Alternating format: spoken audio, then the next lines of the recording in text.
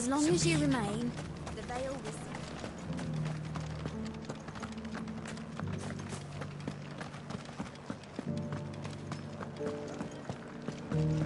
You needn't fret. The creatures have been... But there were ghosts at the gates not days ago. All right there. What is it you're after, sir? Just your opinion, actually. I wondered what you thought of the Duke of Oriflamme. Oh, him. Not much. None of us traders do. It's thanks to nobles like him that we had to set up shop this side of the wall in the first place. Couldn't have the rabble getting any closer to the holy capital, could they? And now he's trying to drive us out completely, threatening to take everything we got from us if we don't clear off. If the dame said she wanted him run out of town, I'd be straight through that checkpoint, tar bucket in hand.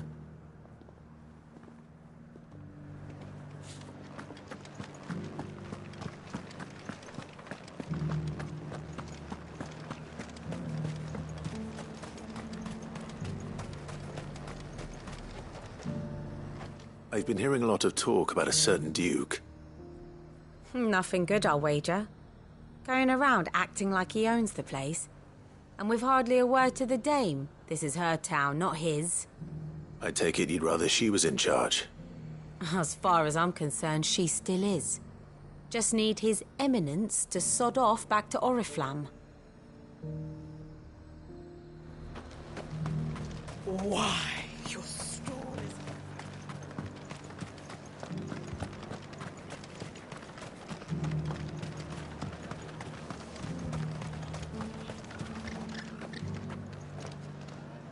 A question, if you don't mind. What do you think of the Duke of Oriflamme? Don't get me started. You build a...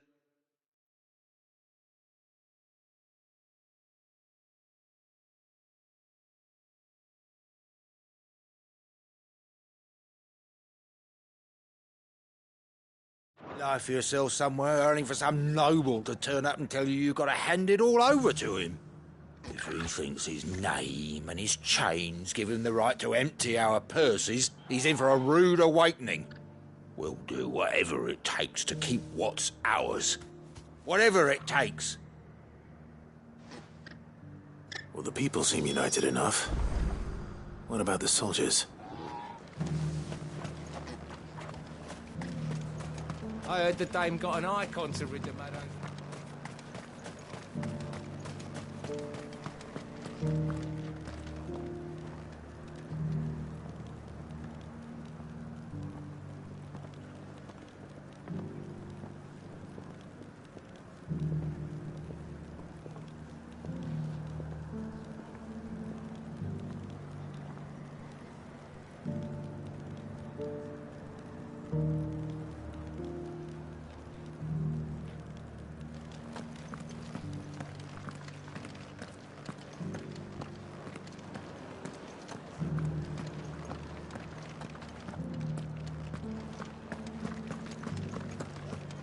You needn't fret. The creatures...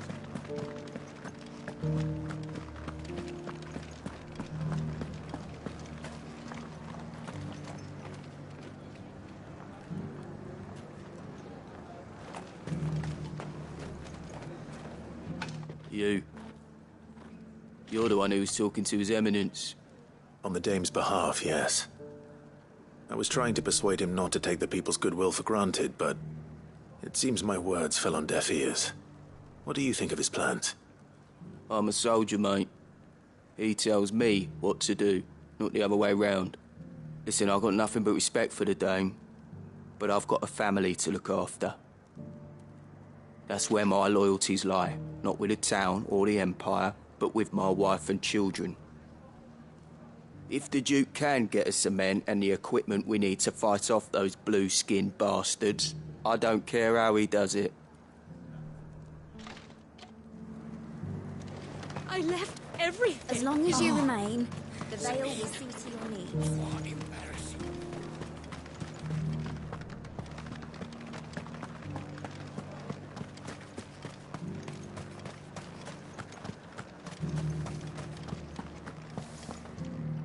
Excuse me, do you have a moment? I wondered if you'd mind sharing your thoughts on the Duke of Oriflamme. Well, he's made a lot of enemies coming in the way he did. But I mean, look around us. You can see the state the realm's in. The traders might not like having the screws put on them, but if they volunteered a few more of their hard-earned gil before things got bad, maybe they wouldn't have to. I think the Duke's got a point when he says rebuilding the Empire's the best way of making sure we're all protected. And if that means people who don't know one end of a sword from another have to make way for those who do, well, that's just how it goes.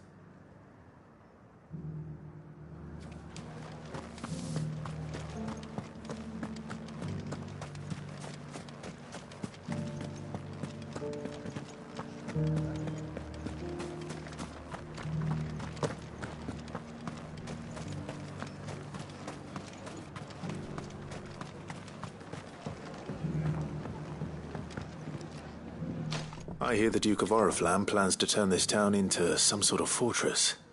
Do you think that's a good idea? It's not for me to say. All I know is that unless the Emperor orders me otherwise, His Eminence's word is law. Look, no one likes all these taxes and tariffs, but empires don't come for free. Once Sandbreck is back on her feet, we'll all reap the benefits. Let's see what Philippe makes of all this.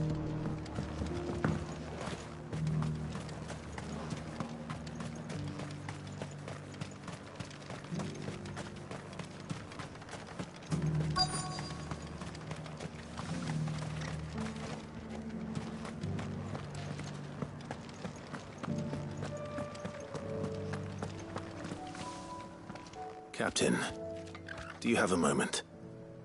For you? Certainly. Clive, wasn't it? Thank you for last time. How can I help you? I wanted to ask you about the Duke of Oriflamme. Do you intend to go along with his plan? But to tell you the truth, I'm in two minds.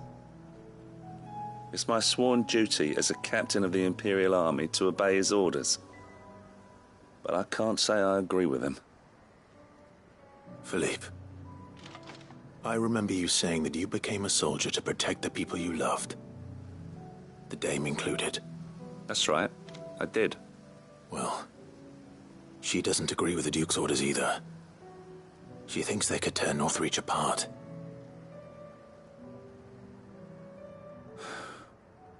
And she's probably right. Thank you, Clive. I know what I need to do now. Protecting the people I love is what matters. Doesn't matter how. Well, duty calls, so I better go. Thanks again.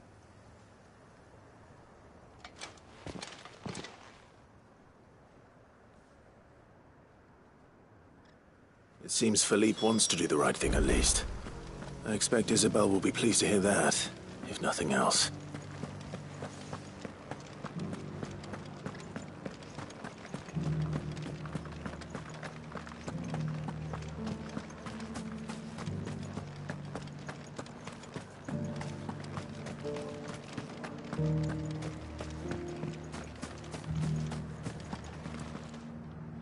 Ah, Clive.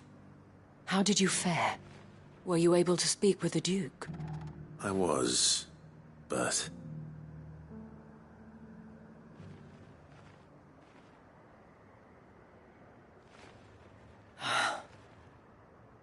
So Northreach is to be a fortress after all. Well, it will certainly help to hold back the thralls. There's no denying that. Though I doubt it will come as much consolation to the townspeople whose worldly goods are confiscated to pay for it. They deserve to be heard, Clive. To have a say in this new empire the Duke means to build. Sadly, His Eminence values their obedience more than their opinions, and hopes to reassert the authority of the state. I fear he sees the people as mere pawns on his chessboard to be sacrificed for the greater good. Needless to say, they themselves are of a different opinion, and would rather their destinies were in your hands. The soldiers, meanwhile, are content to follow their orders. And not just because of the Duke's rank, but because of his vision. I thought as much. Had I sworn to protect Sandbreck, I dare say I too would want nothing more than to see it rise from the ashes. Thank you for trying. but the battle is lost. I don't know about that. What happened to your uniform? I handed it in, along with my resignation. Told the lads I wished them well, but that I owe it to those I love to call it a day. But why? Because I realize what really matters to me. Not following some nobleman's orders for the sake of it, but protecting what I care about. Protecting Northreach.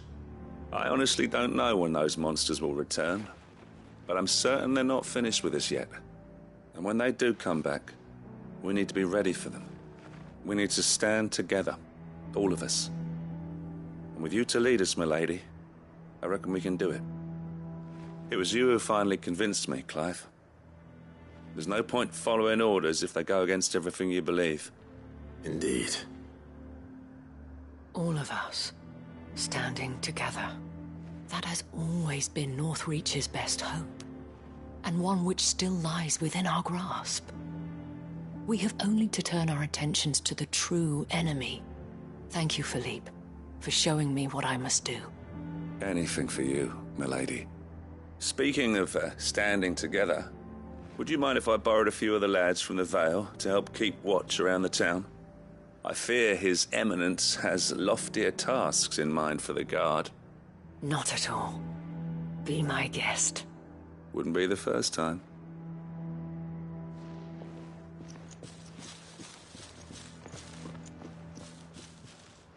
There may be hope for Northreach yet. Especially with men like you and Philippe to champion our cause. I, for my part, shall continue to work upon the Duke, in the stubborn belief that I might still tempt him into joining hands. But I suspect I shall have to call upon your aid again. Until then, Clive. Until then.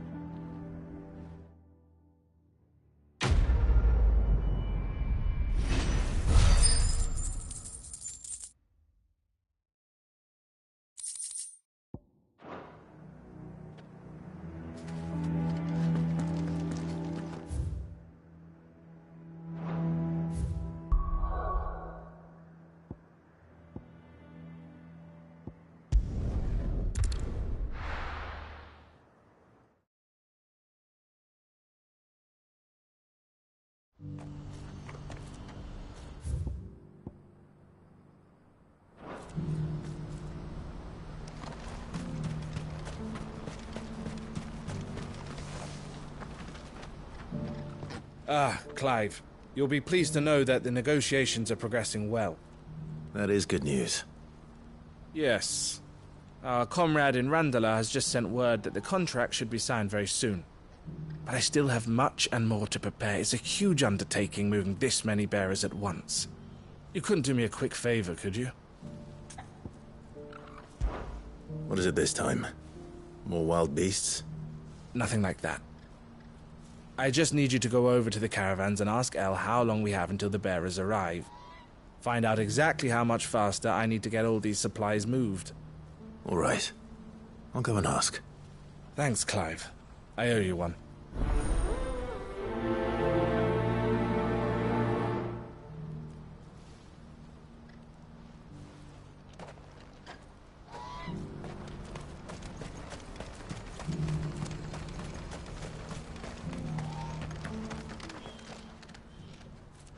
Don't blame yourself, El. This is their fault, not yours. I know, but... No buts about it, all right?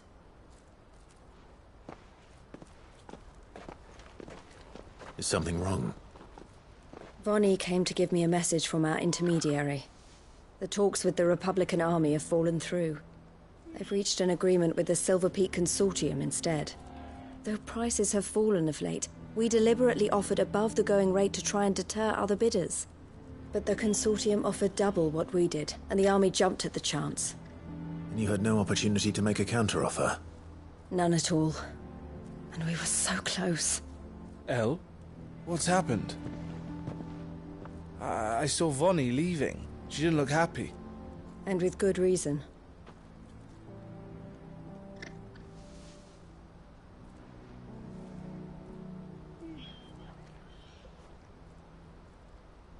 But I thought we were the only ones the Fist was speaking to about the bearers. How did the Consortium even find out about this? It's not so surprising. They have ears all over the Republic. This isn't over. The Consortium will have to sell these bearers eventually, and at the price they paid, buyers will be few and far between. I'm going to Randalar myself. Alone? You sure that's wise? Are you offering to be my bodyguard? How kind. Meet me at the checkpoint near the capital gates. I'll send an owl ahead and request a meeting. You go to Cashlock, Theo, and get everything ready. We've waited far too long as it is. Even if I fail to free these bearers, there will be others. Someone needs to prepare the place and keep any prowling beasts at bay. Oh, and that's me, is it? Well, it looks like I'm following orders till she gets back from meeting the Silver Peak Consortium, who've been doing their best to undermine our scheme. She'll never join them after this, surely. No, she said it herself. She still has plans for Cashlock, even if this one falls through. She means to stay with us, then. I can't say I'm not happy to hear it, but... is this what she really wants? You have to trust her. You're right. It's what she wants now. And if Elle's off fighting for the cause, I should do my part too. So I bid you farewell and safe travels, my friend. I'll gather my men and leave for Cashlock. We'll make sure the place is well stocked and defended. You go to Randalar and see if you can stop my sister biting the Consortium's heads off. If she won't consider her prospects, someone has to. I'll do my best.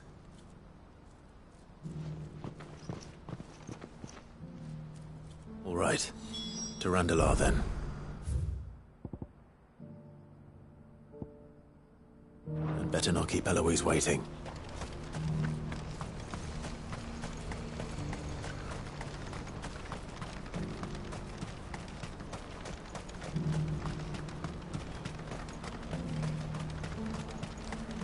What I wouldn't give for a hot meal. Looks like this is the end of the road for us. When are they gonna let us through?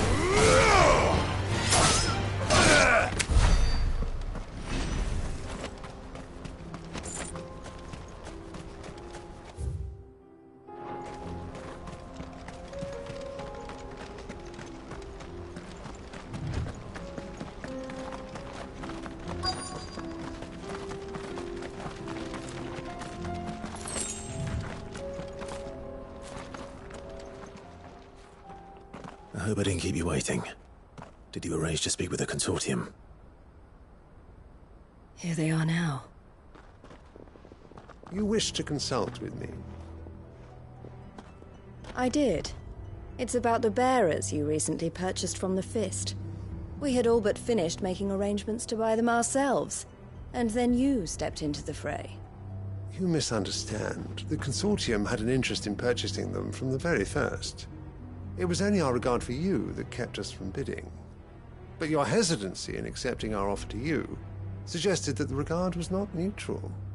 and so we resumed our business. I did not hesitate. I am simply not inclined to make such decisions without first giving them due consideration. But what is done is done. Come then. How much do you want for them? Alas, you are too late yet again. We rarely take on such unconventional merchandise without a purchaser in mind. The bearers belong to him now. Who is your buyer? A trader from across the water. A most demanding fellow, if it's any consolation. He insisted the bearers be fed, dressed, even given their own bunks for the voyage over. That's what you get when you deal with continental types. I wouldn't know. Oh yes, the culture on the continent is quite different to ours. They pay good money for bearers not fit for the knacker's yard, and treat them like kings. But as long as they pay... That does sound unusual. No matter then. If they've already left our shores, there's little that can be done. Allow me to withdraw my interest. And with it, my interest in joining your organization. My associates will be sorry to hear that.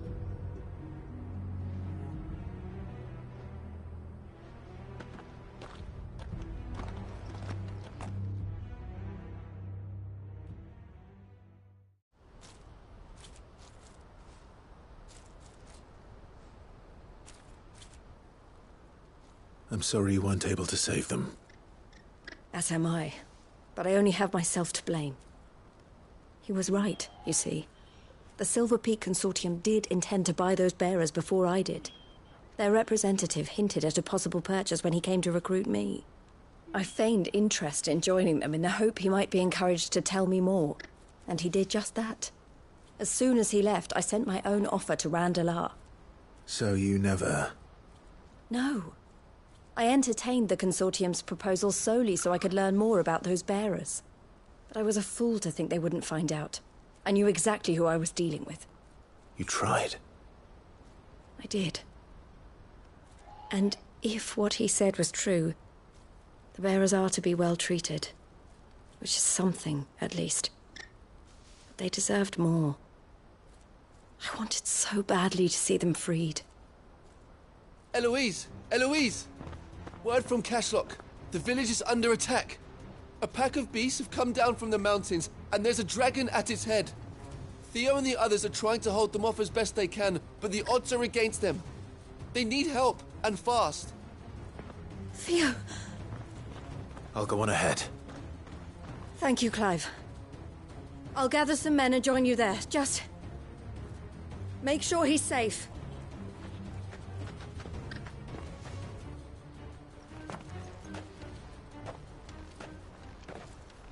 Hold on, Theo.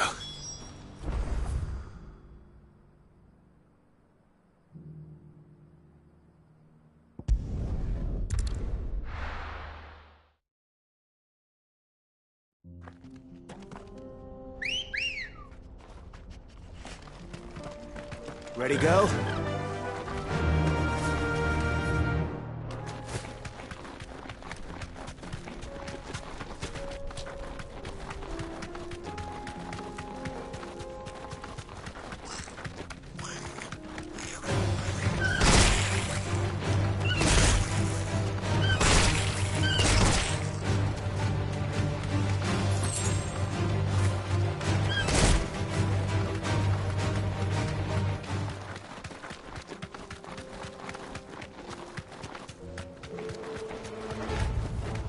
I can walk from here. What's the situation?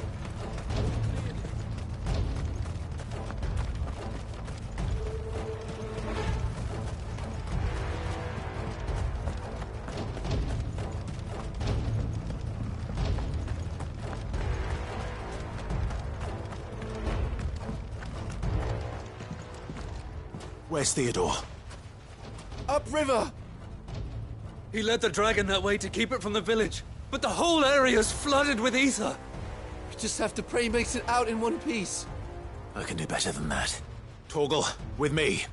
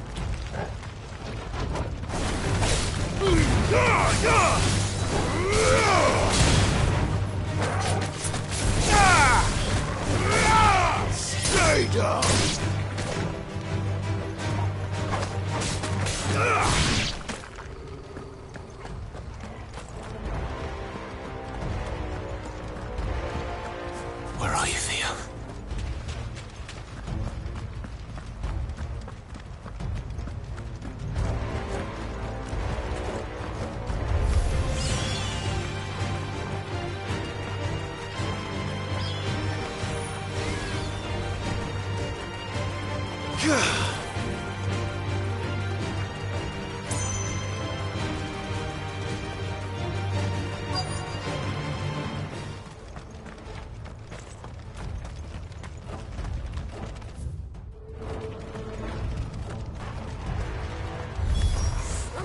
it.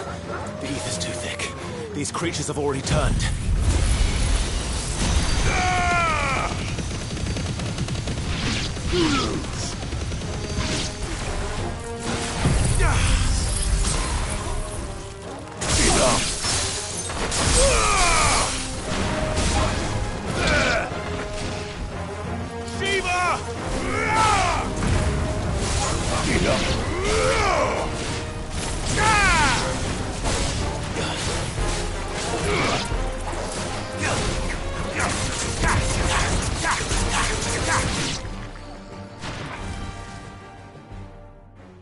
I can't waste any more time. I need to find Theodore before that dragon does.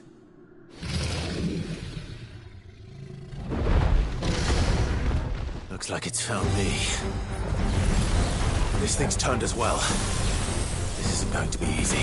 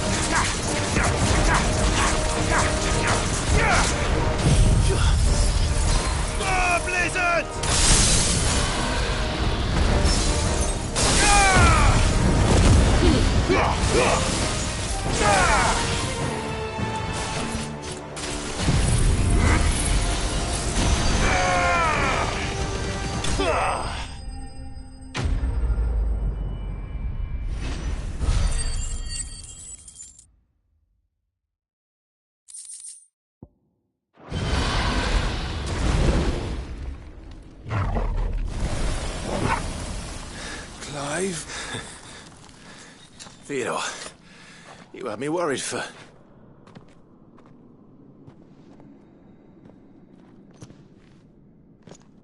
We have to get you out of here.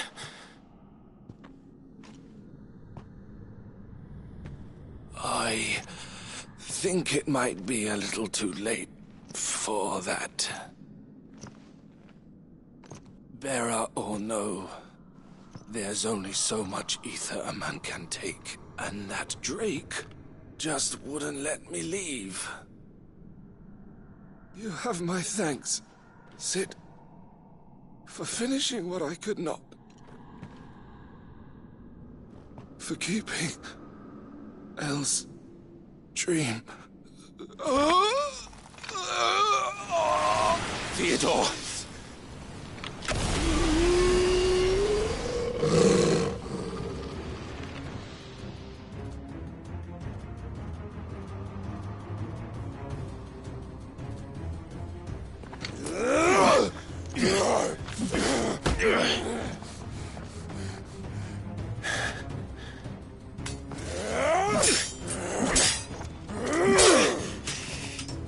Don't make me do this. Stop it, Theo! Stop! Stay back, Eloise! He's turned. And so will you!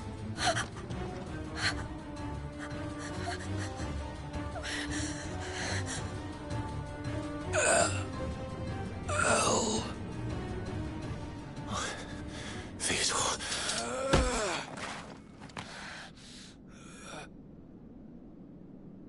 Take care of my sister. Theodore, wait. Goodbye, Elle.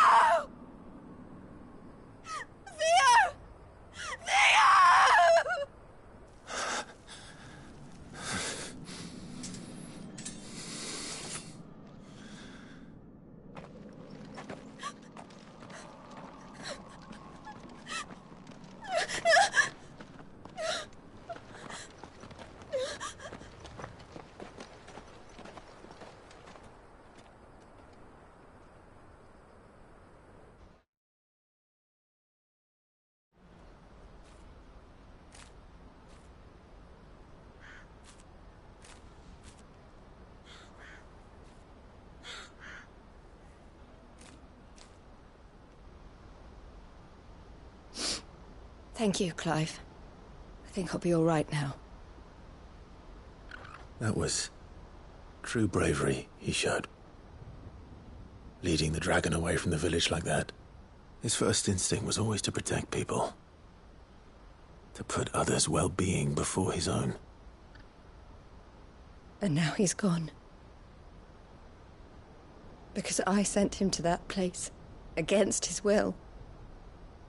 It wasn't against his will. He was ready to do whatever it took to show you he could stand on his own. So that you would finally be free to live your own life. To live my own life? He never could come to terms with the choice I made. What exactly happened? You once told me Theo was the first bearer you ever helped.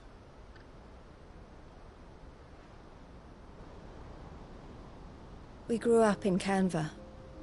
We were born to one of the great trading houses. And I was chosen to inherit the family business.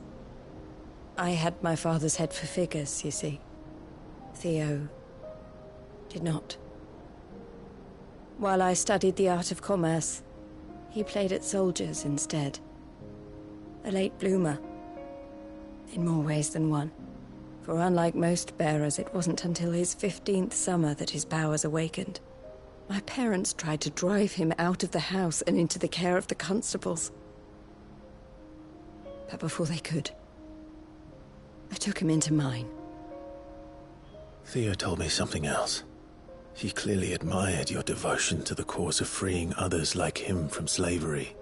But he said you deserved a better life than this. He wanted to free you from what he called your bonds, just as you freed him from his. I would be lying if I said I had not wondered from time to time how much easier my life might have been if I had allowed Theo to be taken and devoted myself to the family business instead.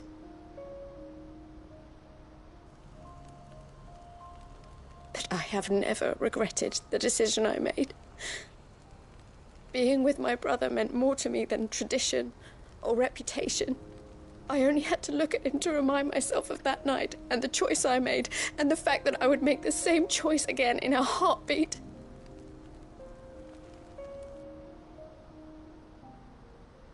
He was never a burden. How could he even think that? If anything, I was the one who weighed him down. You weren't, Eloise. He said it himself, that he had always been grateful to you for saving him, and that he wanted to repay you by letting you live the life you were denied. Neither you nor Theo weighed each other down. You loved one another. You did whatever was necessary to continue living your lives together, and you always would have. You're right. All I ever wanted, all I ever did, it was so we could be together. Oh, Theo, why did you have to...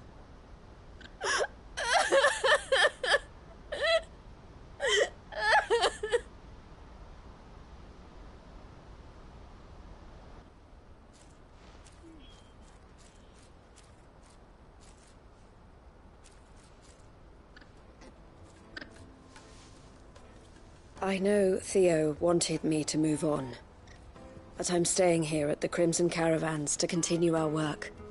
We can make a difference here. We can help people, save them. I need nothing more from life than that. So I'll carry on doing what we do, ensuring that goods, people, bearers get where they need to be, bringing smiles to people's faces just like we always have, and to Theo's. Wherever he is. This is the life I have chosen. The life I will always choose. I've made a choice of my own, to continue helping you however I can. Whenever you need it. Thank you, Clive. Let's go on together then. For Theodore.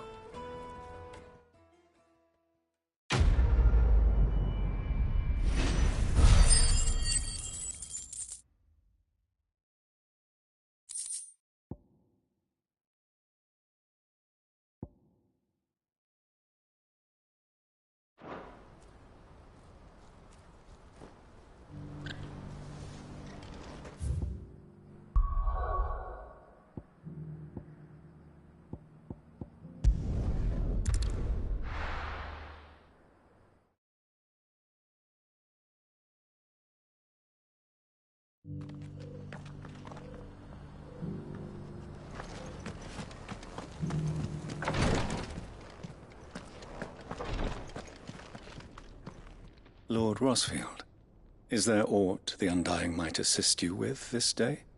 Perhaps. My brother said that your order was helping him with his quest to uncover Ultima's origins. Have you learned anything of note since last we spoke? Little and less, I regret to report. I see. Be assured, however, that we will not rest until the truth is known. Even now, our archaeologians scour ruins in every corner of the realm for traces of Ultima's touch. Fallen ruins, I take it. Dating back as far as Phoenix Gate. Indeed. Ultima's thralls are oft sighted among the remnants of the fallen civilization, as if protecting the secrets concealed within. Secrets we'd see unearthed. Should our methods be of interest, my lord, mayhap it would please you to observe some of our number at work. Would that be possible? Of course. A survey is being conducted not far from here. Perchance you are familiar with Kretov, a small hamlet built around a fallen airship. I was due to visit my colleagues there to collect their preliminary findings, but if you would consent to do so in my stead, I'm sure that they would be honored to relate any discoveries they have made to you directly. All right. I'll go and meet with them. They will be most gratified, I am sure. Might I suggest you take the road through Titan's Wake? It will lead you straight to the village after but a short walk. Thank you. I will. I wish you a safe journey, my lord.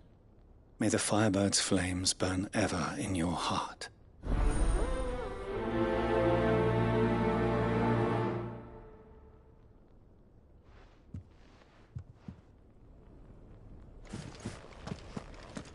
A village built around an airship.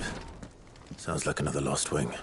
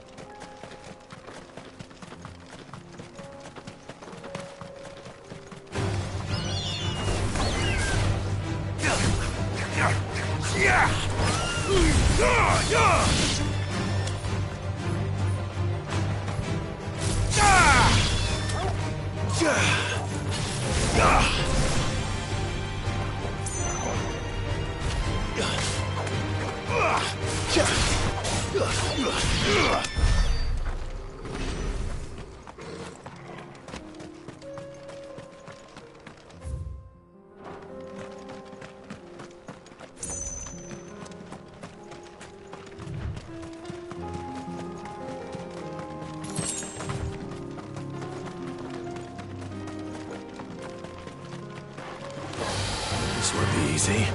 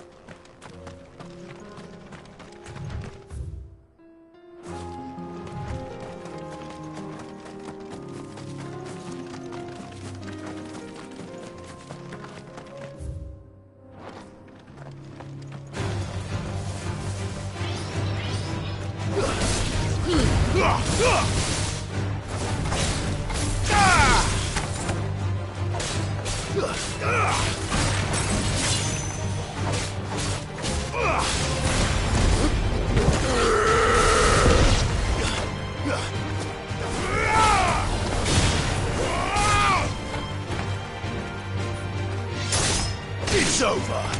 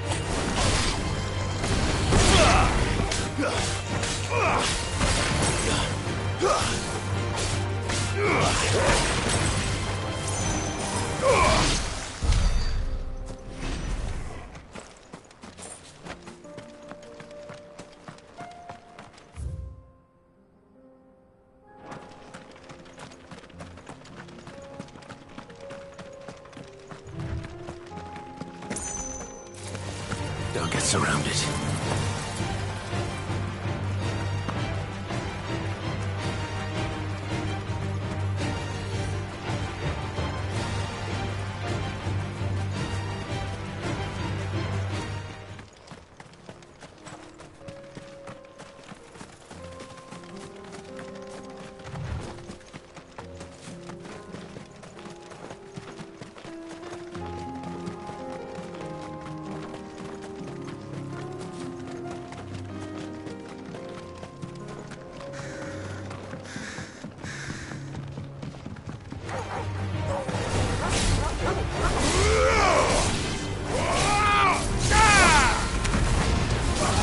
Finished.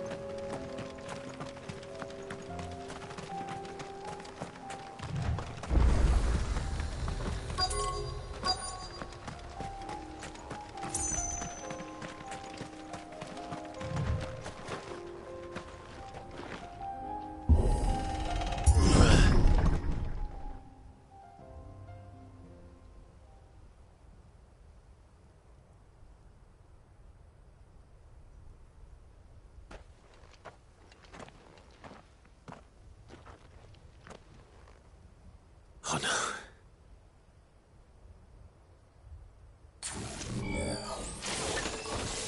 You'll pay for this.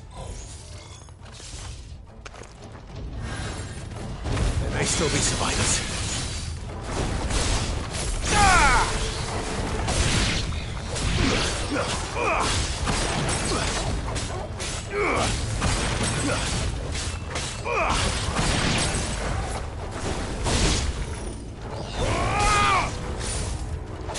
Ugh.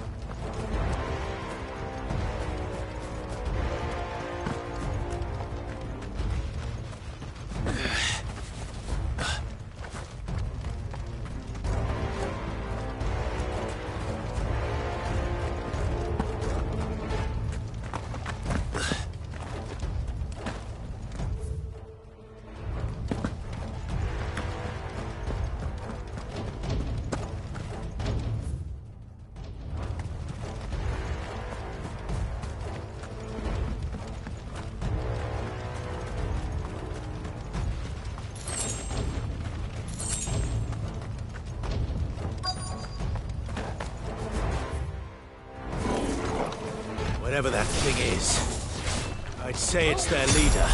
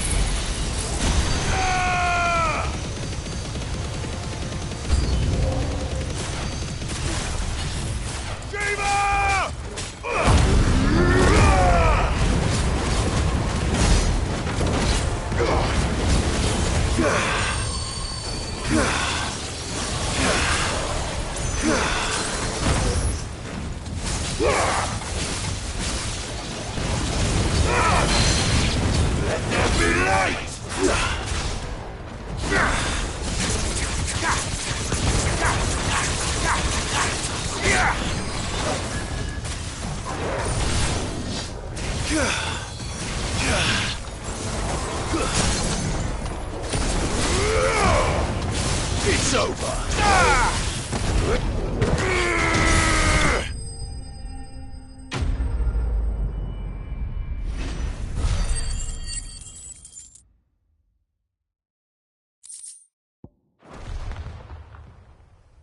Should have stayed in the past. These must be Cyril's colleagues. You have our thanks, stranger. Who are you? Ah, forgive me, my lord. I did not recognize you. You are Lord Rosfield, are you not? We are archaeologians, tasked with surveying this site. When the echoes appeared, our brothers here occupied their attentions. Thanks to them, and to you, we were, for a mercy, able to see our duty to its conclusion. You call that a mercy? Your brothers might still be alive if you put their safety before your duty. Surely this survey wasn't worth dying for. We are charged with uncovering Ultima's origins. A duty of the highest import, as I'm sure you will agree. And you think your dead brothers would agree with you too? I know they would. They gave their lives for the cause, an honor to which all Undying aspire. Now, to what do we owe the honor of your presence, Lord Marquis? Cyril told me of your work here, and I agree to collect your findings in his stead. I see. That is most kind. Pray, take them then, with our humble thanks. May the Firebird's flame burn ever in your heart, as it does in ours.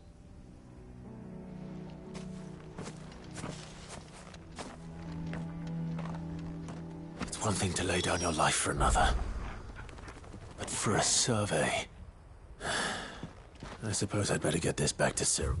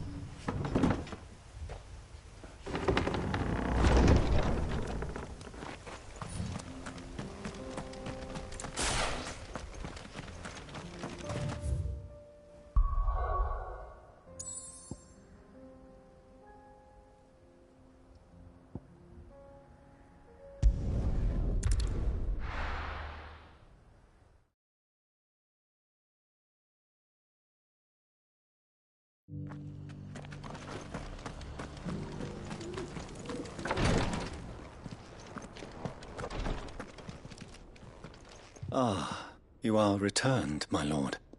I collected your colleagues' preliminary findings. Here, take them.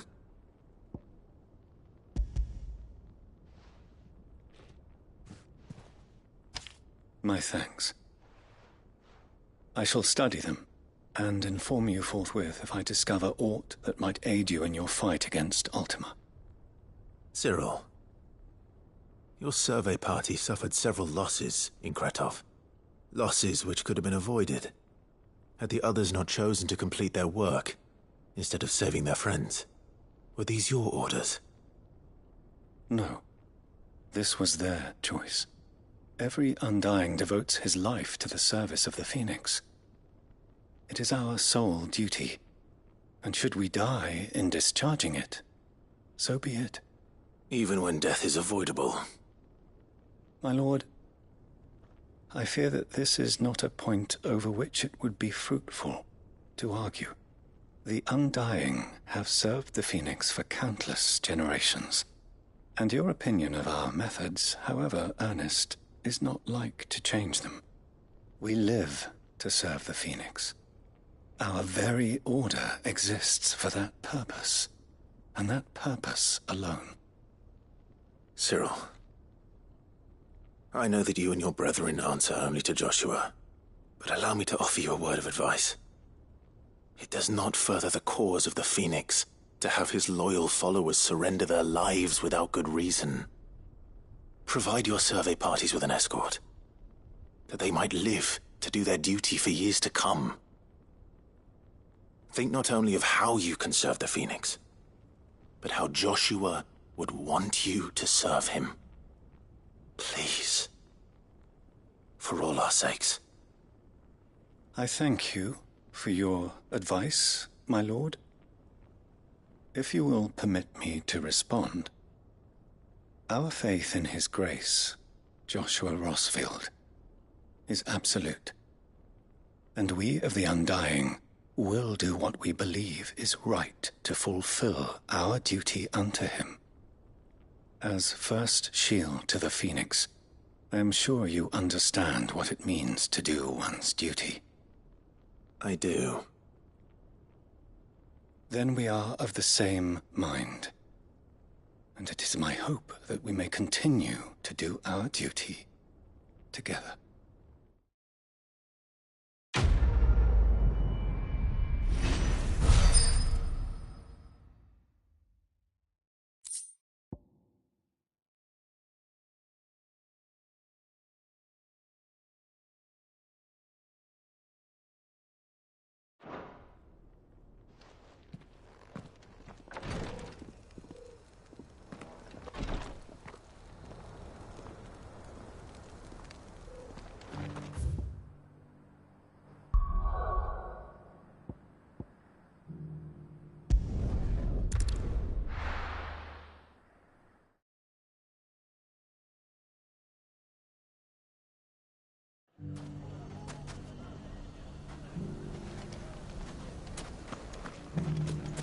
Take that, you naughty thief! Clive! To what do I owe the pleasure? I just wanted to see how the town's been faring since you brought everyone together. Since we brought everyone together, all is absolutely wonderful. Conrad and Natalie's hands remain safely away from each other's throats, and firmly at the helm. Our stores are full, and the bandits still too disorganized to raid them. Just as the good Lady Jane and Lord Underhill intended. Are you a lord? Lubor's going to be one too. They're going to make him the Lord of Dalimil, because of how he stopped all the grown-ups from fighting. It's the mayor of Dalimil, dear child, and the vote hasn't taken place just yet. But if the people wish me to lead them, I shall. And my first act will be to build a school so that menaces like you two learn not to interrupt your elders. Speaking of menaces, there may be a rather worrying one just over the horizon. May there indeed. I'm afraid the example Conrad and Natalie set in putting aside their differences and presenting a united front might have caught the bandits' attention. And they might have elected to take a similar approach. They have formed what one could call a League of Outlaws, and they grow more organized by the day. But we'll fight them all off just like last time, no matter how many of them there are. Won't we, Lubor? Of course we will. If we continue to work together, we can overcome any challenge we choose to face. The longer we avoid facing this one, the more difficult it will be, until the only way to overcome it might be to run for the hills. Our best hope is to nip these efforts at organization in the bud, by finding those ne'er-do-wells who have yet to join the cause, and ensuring that they never do. Perhaps a certain Lord Underhill might be willing to lend us his aid once more? How could I refuse? Thank you, my lord. Victor will fill you in on the particulars. I have him stationed by the desert gate, receiving and collating reports from my scouts. Such an amenable soul. He reminds me of you. I'll go and speak with him.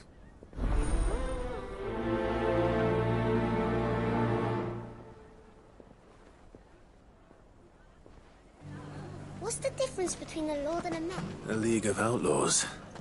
Sounds like we have some competition.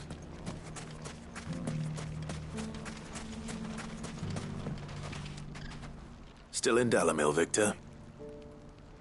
Ah, Sid. I thought you'd have returned to Cosnis by now. I did. Then I came back. I've developed something of a fondness for the place. And having worked so hard to see it saved from one fate, it would seem remiss to abandon it to another. A sentiment Master Lubor certainly isn't shy about exploiting. Hence my doing his bidding yet again. You're not the only one. What does he want you to do? He asked for my aid in putting down the bandits. And he said that you might be able to help me find them. Then you've come at just the right time. I was on my way to speak with Conrad about how to organize our forces. There are more camps in the vicinity than we can safely strike at once. But we must strike together, and we must strike soon at as many camps as we can. We can't give this league of theirs time to rally its forces. All right. Which camp shall I take? There's one upriver. Just out there, across the dunes. Leave it with me.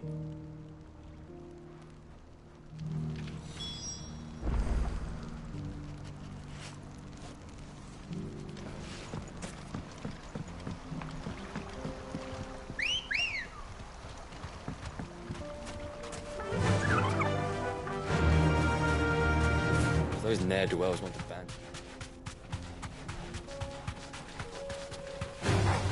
All right.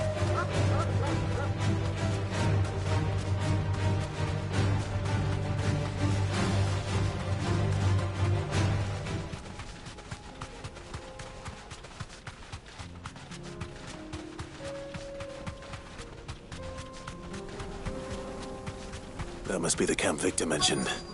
Come on then, Toggle.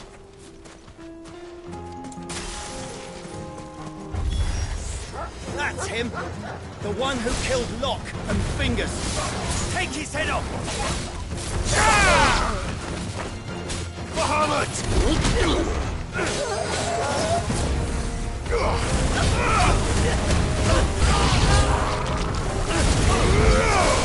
Stay down!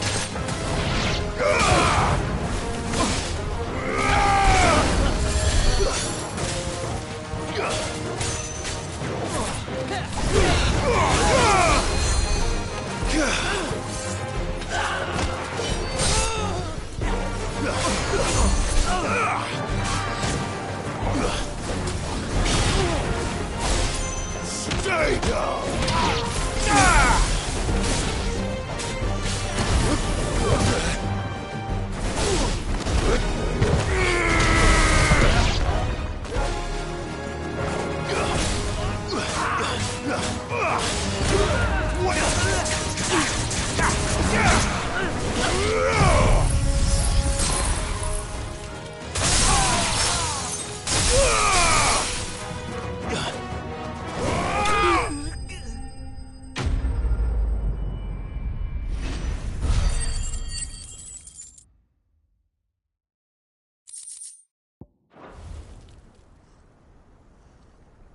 I'd better let Victor know.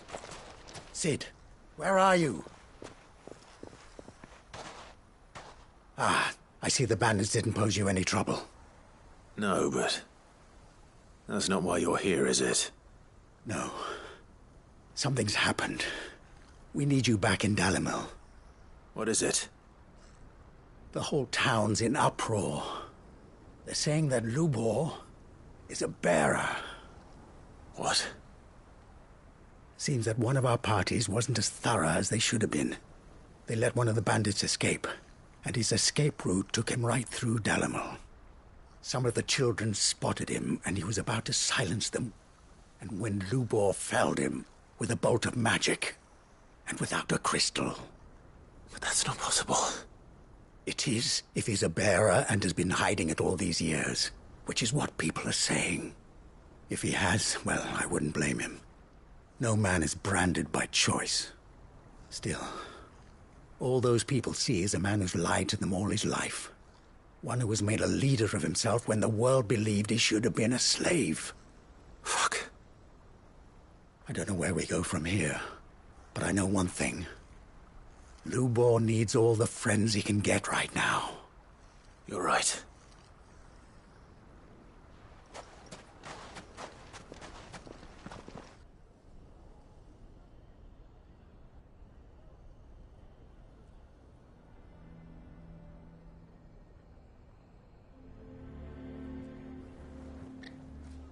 And now everyone knows. I made it a habit to keep a crystal close at hand for just such an occasion. And when that occasion arose, I forgot to reach for it. Well, it was bound to come out sooner or later. We're sorry, Lubor. We tried to keep running. But we just couldn't anymore. There's nothing to be sorry for. I rather enjoyed playing the hero for once. All that matters to me is that you two are safe. Look at him talking to his betters like it's nothing. All lies, I'll wager. Just like the ones he fed us all these years. Once people make up their minds, it's hard to change them. We need to do something, and quickly. Convince the people not to let their prejudices blind them. Convince them that nothing has changed. That their enemy lies outside these walls, not within them. You're right. We should speak to everyone. I'm glad you agree. I'll handle the townsfolk. I'm a Dalmec born and bred. They listen to me. You head to the tavern. Make Conrad and Natalie remember who Lubor really is. They know that Lubor and I are friends. I might not make for the most impartial of interlocutors.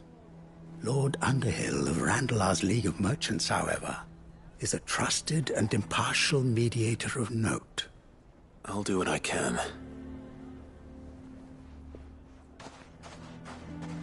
Lubor, stay here with the children. I can't promise anything, but we'll try.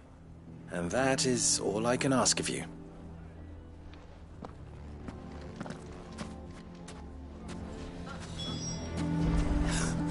Why are you taking the bearer's side, Victor?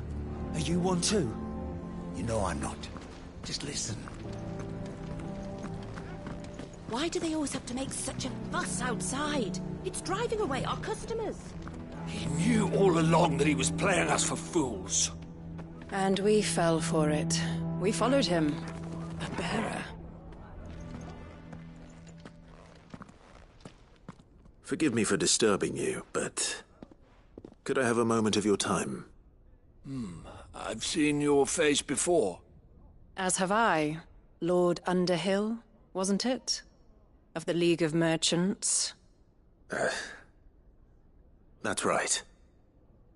I wanted to speak to you about Lubor. The rumors that he's a bearer. All true, I'm afraid. He'll never be mayor now. Not if I have anything to do with it. But what of his wares? Bearer or no, his steel is highly valued throughout the Republic. In this, at least, he's done the town a service. Might that not earn him a little leniency? Leniency? He pretended to be one of us when he was laughing behind our backs all the while. I'm sorry, my lord, but he lied to us. He lied to you. He cannot be trusted. So what do you propose? Will you drive him from his home? Close his forge? Perhaps. That is a question for the people of Dalimil, and they will thank you not to get involved.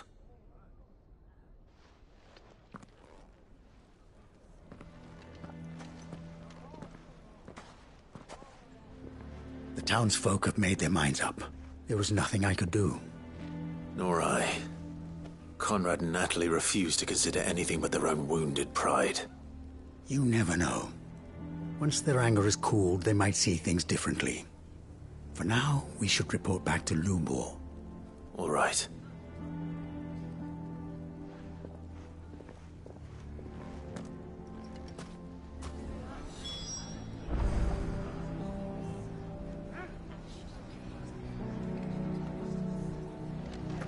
Why the hell would Victor take the bearer's side? I assume the situation is hopeless? There's still hope. But...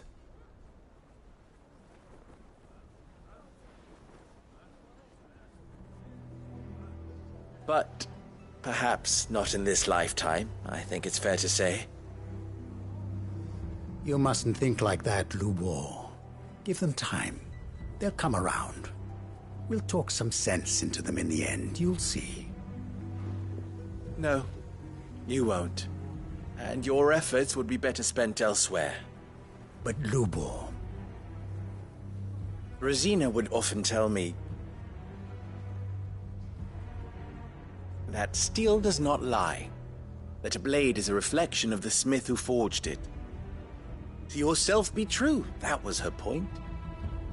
Rather an ironic one when you consider that her life was taken with a blade of her own making. But I do not doubt that she was always true to herself and what she believed in, right to the end. And so must I be. I must do what I know to be right, no matter what others might think of me. And now, I know what that is. I must embrace my new role of villain so that the people of Dalimil have something to unite against. For only united can they hope to stand against the threat that awaits them. I'll need to make a suitably dramatic exit, of course. Don't go, Lubor. You're the only one who was ever kind to us. We'll be all alone. Again.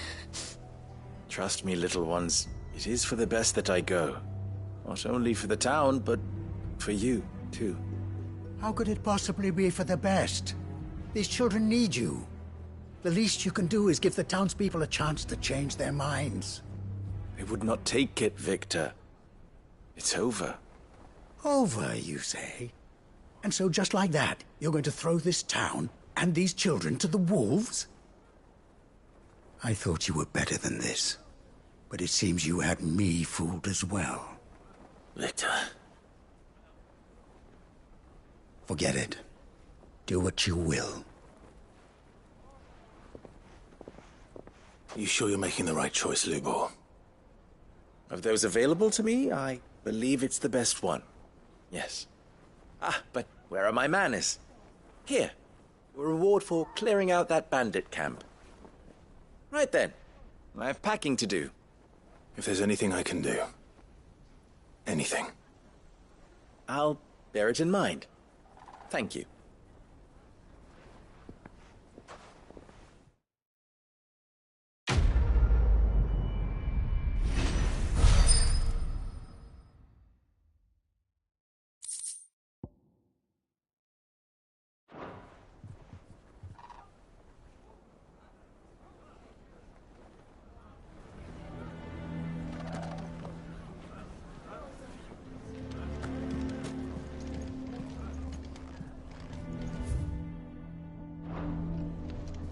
If you're going to try and convince me to stay, save your breath.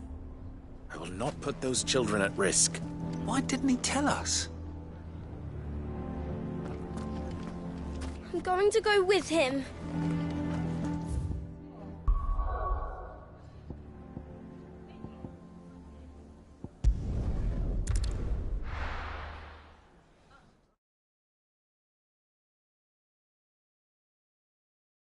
Ah,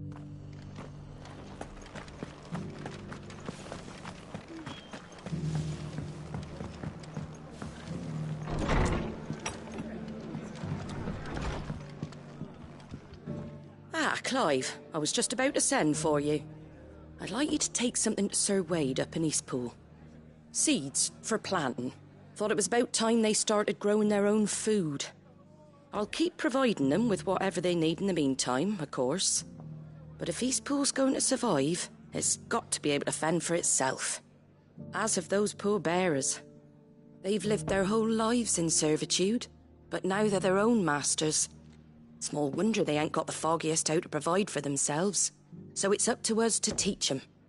And if you're wondering why you, well, the Wagoneers taking supplies up that way have been coming back with more and more reports of Akashic around the village of late. Sir Wade's putting a brave face on it, but I think even he's starting to worry. And if he's likely to share those concerns with anyone, it's you. All right. Thanks. Wouldn't ask if I didn't have to. There. That should be enough to keep him in Gazal Greens for a few years at least. Gazal Greens? Not the most mouth-watering crop, I'll admit. But they're hardy, they grow fast, and they fill a hole. Better that than something that'll wither away at first frost. And chocobos love 'em too, which is no small thing. When I say all of us need to pull together to get Eastpool back on its feet, I mean all of us. They ain't exactly succulent, but cook 'em right and they're just about bearable. I'll take your word for it. Anyway, Sir Wade'll know what to do with them. And if he don't, well, I'll go up there and show him myself. I'm sure you will.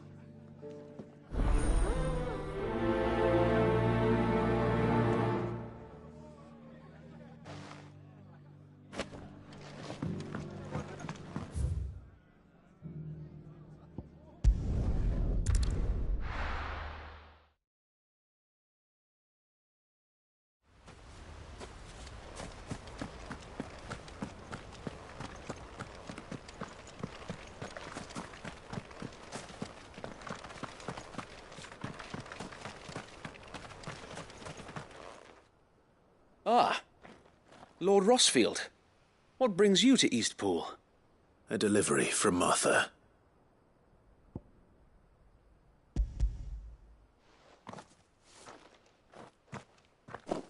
These are Gazal green seeds. Martha's keen to cut the apron strings then, is she? I jest, of course. You see, I had thought we might be able to revive the old wheat fields, but they'd long since gone to seed. Only without the seeds. Martha was hoping he might be able to show the bearers how to plant and tend these, so that they'll be able to fend for themselves. That's not a bad idea. These bearers had only recently escaped their bonds before we brought them here.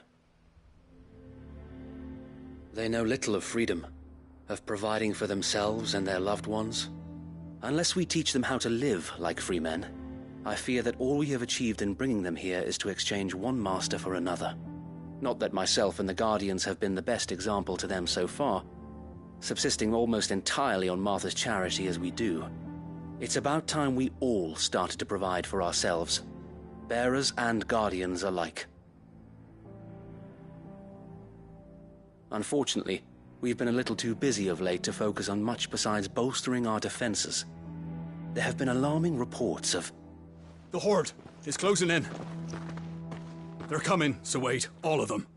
Time it all. I thought we'd have more time. Gather the men in the square. Send to the rest for reinforcements. Yes, Sir Wade. The Horde. Akashic, a veritable legion of them. They've been seen prowling around the northern reaches for a while now. We don't have the numbers to hold back a swarm that size. I had hoped to build a perimeter wall so that myself and the Guardians might be able to defend the village, but... Now you're out of time. Precisely. If reinforcements from the rest arrive before they do, we may just scrape through, but I fear that's rather an enormous if. What if you could call on reinforcements from Eastpool? You mean the bearers? We brought them here so they might live, not die, fighting for their lives. So wait. You said you lack men to defend the village. Are the bearers not men? Do they not wish to see Eastpool saved? Though they may not be trained soldiers like your guardians, what help they are able to offer could still prove the difference between victory and defeat. You're right, my lord. I will appeal to them.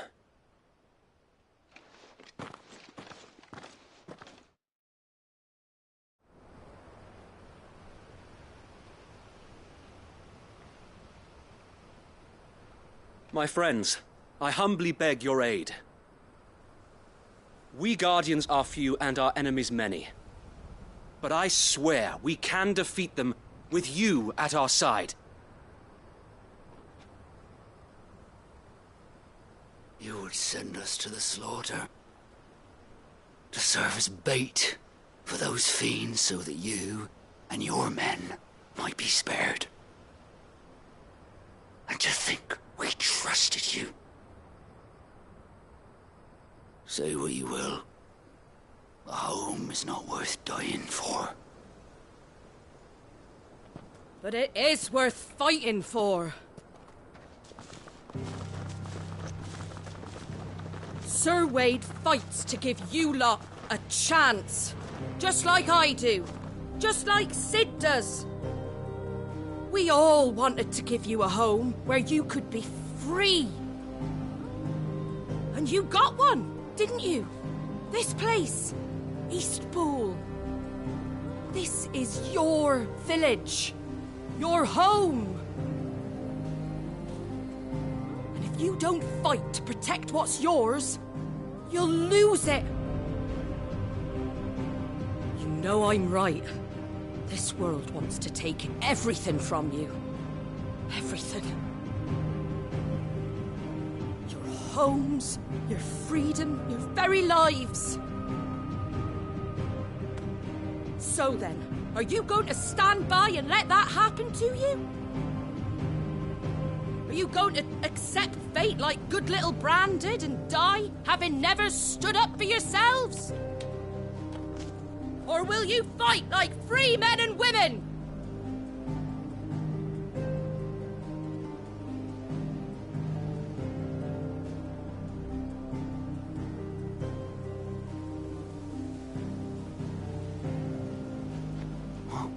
What are you doing? All right. Give me a sword. I never dreamt I'd have a home of my own. And now that I have, I don't want to lose it. I will protect what's mine, or die trying. We all will. Free men and women, fighting together.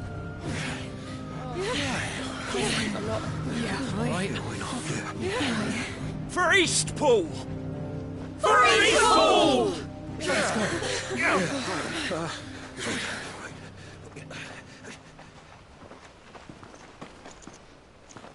Thank you, Martha. Don't mention it. Just promise me one thing. That you'll show them how freeborn fight. Gladly.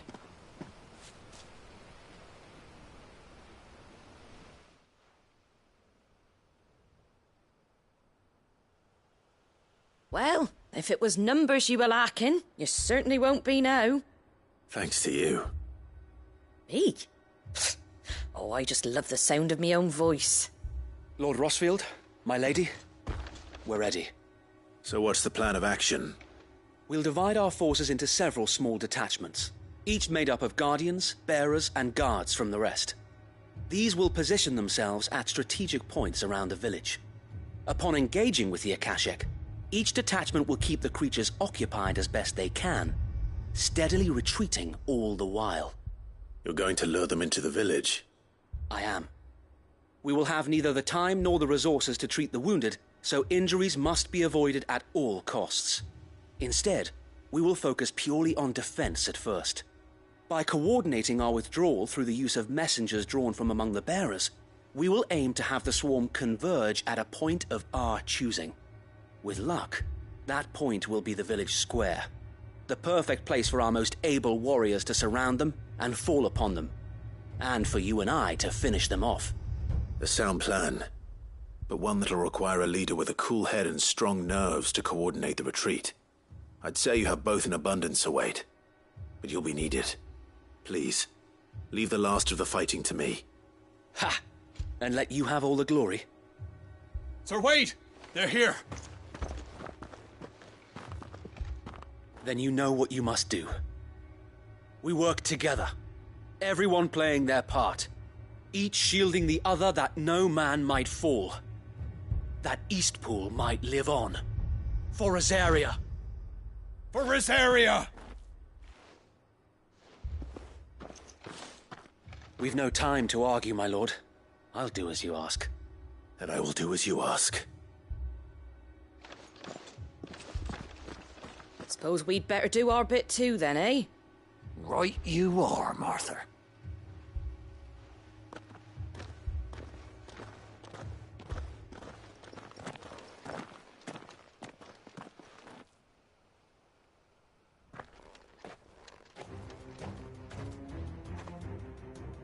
The calm before the storm.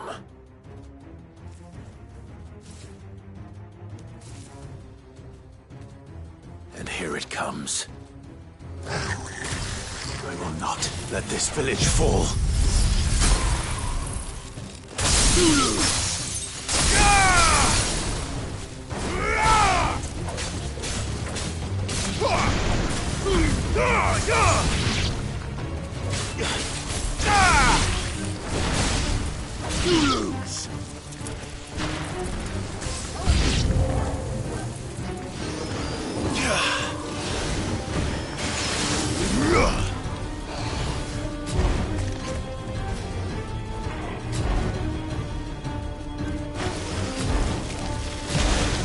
Too slow.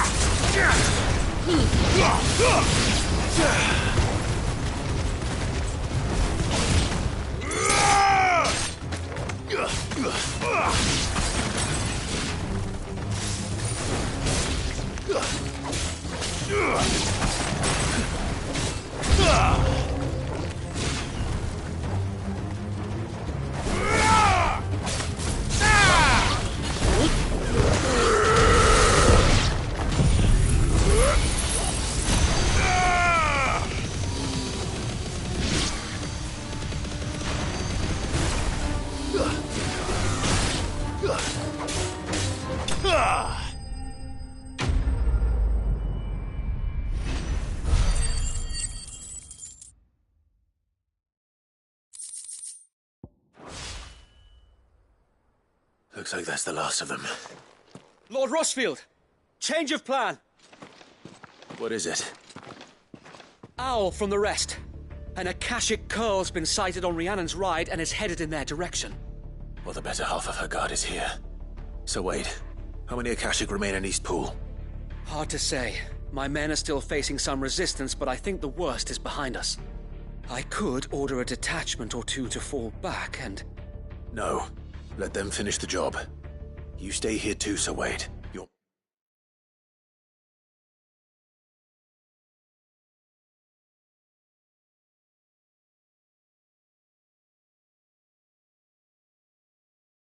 Men need you. I'll go after the Curl. Join me only when Eastpool is won. If you're sure, my lord. May the Founder protect you.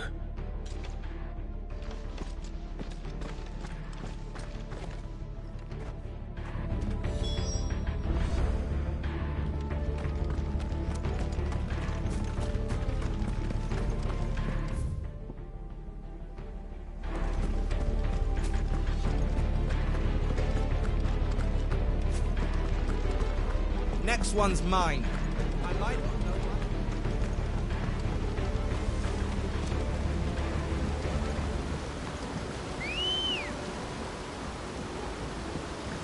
Ready, girl? Run like the wind.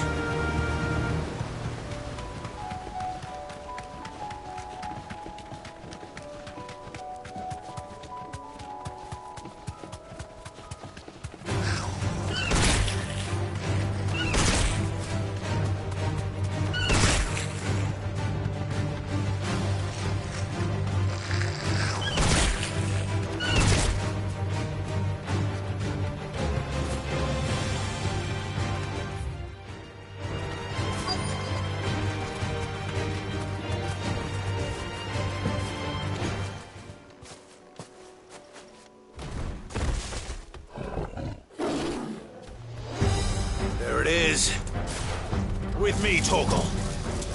Nice try.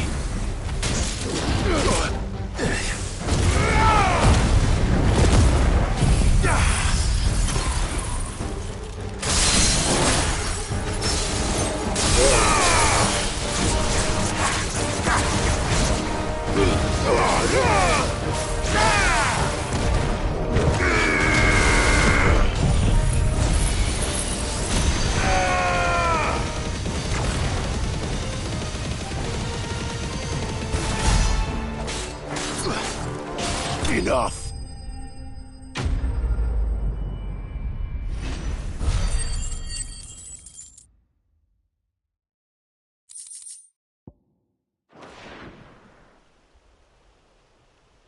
All right. Back to Eastpool.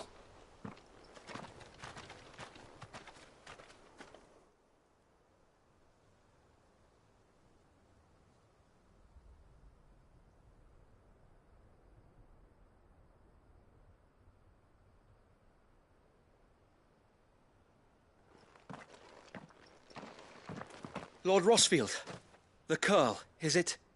It's dead. Thank the Founder for that. And for you, my lord. We were able to eradicate the rest of the Horde. I have guardians posted around the village to keep watch for further attacks, but all seems quiet for now. I hesitate to say it, but I think it might be over. I think it might.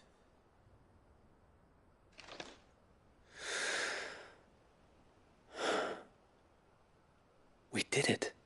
We saved Eastpool. Thank you, my friends. Thank you. No, Sir Wade. It's us who should be thanking you. You brought us together. Showed us what it means to fight for what you hold dear. We never had nothing to call our own before.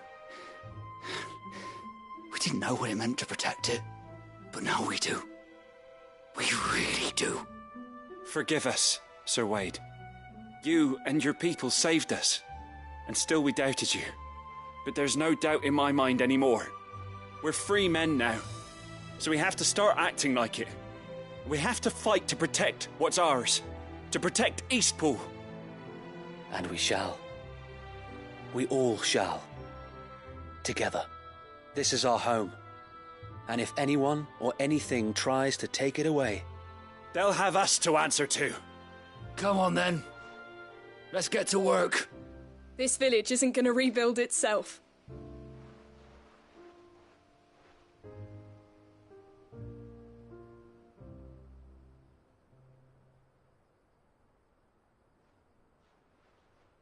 They're not slaves anymore. No. They're Rosarians. Your father took pity on the bearer's plight, and I believe if he was still with us today, this is what he would have wanted. I believe you might be right. I shall remain here, my lord, and do what I can to help rebuild the village.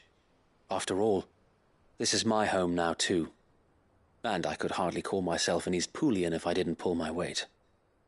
I think you'll find it's Eastpudlian, Sir Wade. But you should be proud all the same. I'll have to pull my weight too. Can't have the rest getting outclassed. Speaking of which, I ought to be getting back. Can we continue to count on your support, Martha? Of course, and I'll be counting on yours too. Us Rosarians have got to stick together, haven't we? Indeed we have. And Clive, come by the Golden Stables when you get the chance. I ain't paid you for delivering them seeds yet. All right. I will.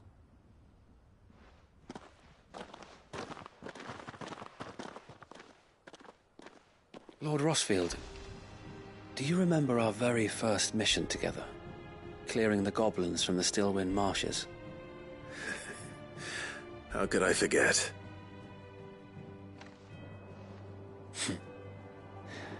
There's one sight that I shall never forget.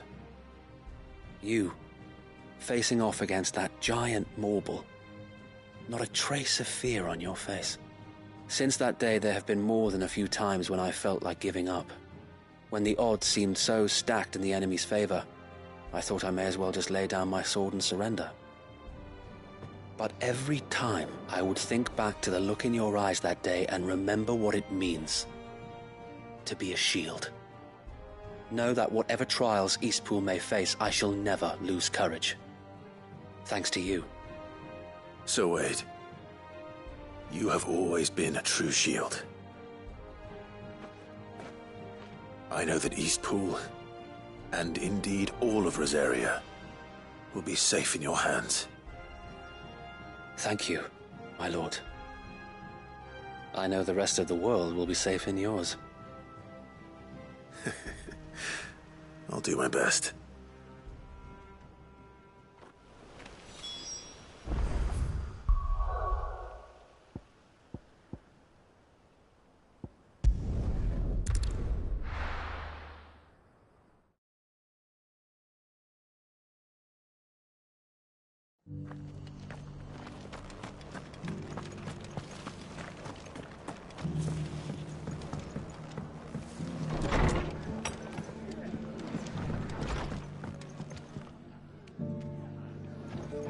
The hero returns.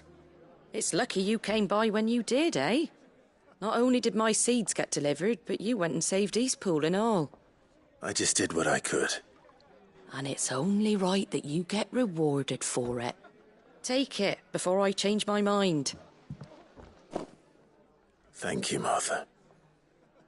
So, Eastpool's finally back on its feet again. And a home to free bearers. Who'd have thought we'd see the day, eh? Well, it was your idea. I know that, but I never stopped to think what it would mean. Bearers in charge of themselves, thinking for themselves, working for themselves. Like your hideaway, but not even hidden away. Though I suppose the rest ain't much different nowadays. You know, bearers living free like that reminds me of when I first met Sid. Loath as I am to recall that particular day. I take it you didn't always see eye to eye. What happened? Well, if you really want to know, I started doing what I do long before I met Sid. In fact, that's how I met him. Or at least how he came to meet me. He showed up at the stables one day, asking questions about who'd been buying up bearers. Founder knows what he thought I was doing with them. Running a hunt, poking around in their innards. Something awful, anyway. Me, I thought he was a new constable. Thought the game was up. But somehow we both managed to work out what each other was about. And before I knew it, the cheeky arse was rattling on at me about how I was doing it all wrong. After all my hard work. Told me I was giving them relief, but not freedom. That my bearers were still dying as slaves. Got right under my skin, it did. Told him if he didn't like it, he could bugger off and report me to the garrison. And do you know what he did? He smiled. And then he laughed. And then I did the same. We made a pact that day. That whenever one of us was in need, the other would always be there for him. And you were? Well, we both wanted the same thing. To make life better for bearers. Just like your dad. Do you know I was born right around the time Elwyn became Archduke? Growing up, I saw how he tried to change things. He certainly didn't lack for ambition, that one. Indeed. But the loftier one's ambitions, the harder they are to achieve. Which is why those of us who follow in their footsteps need to finish what people like Sid and my father started. Suppose you're right, aye. And if we don't manage it, there's always them who come after us. Good thing we've got a few half-decent sorts waiting in the wings, eh? It's almost enough to give you a little bit of hope. Just a little. Anyway, enough nattering. Better get back to work. Let's see about making everyone some dinner, shall we? The least the folks who saved Eastpool deserve is a hot meal. And you and me ain't gonna save the world on an empty stomach neither. That sounds like a wonderful idea.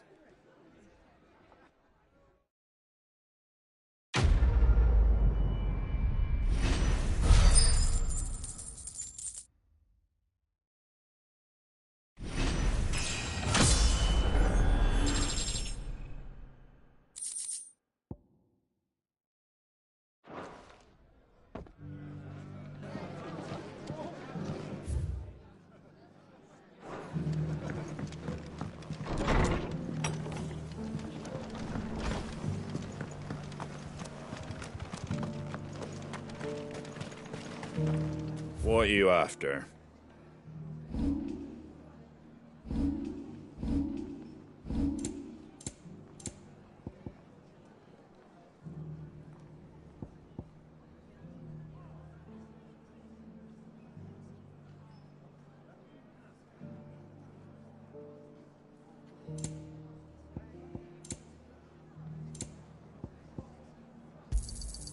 Much obliged. There you go. Thanks very much. Much obliged.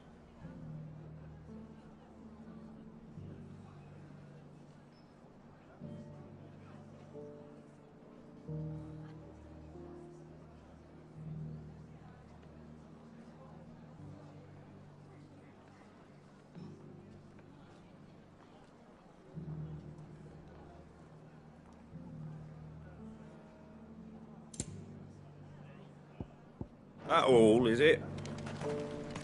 Just because the heavens have gone to rack and ruin, it don't mean we have to. Nearly done.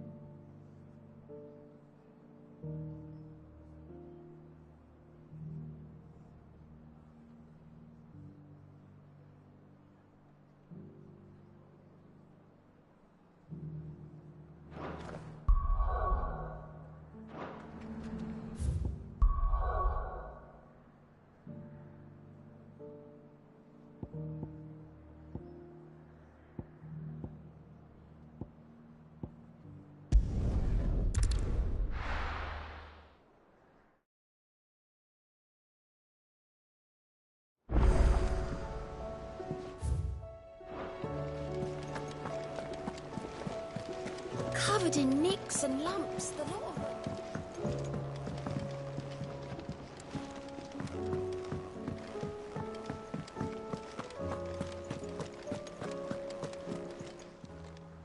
How may I help you today, Clive? You earned this. Come again. I may have...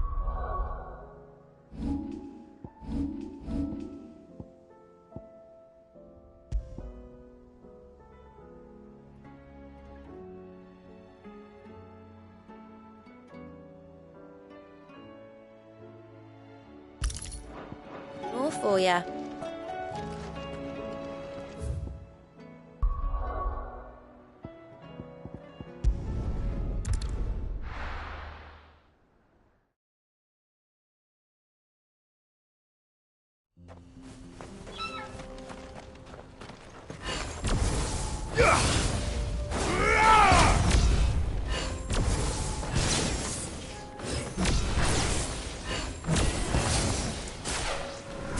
Ugh!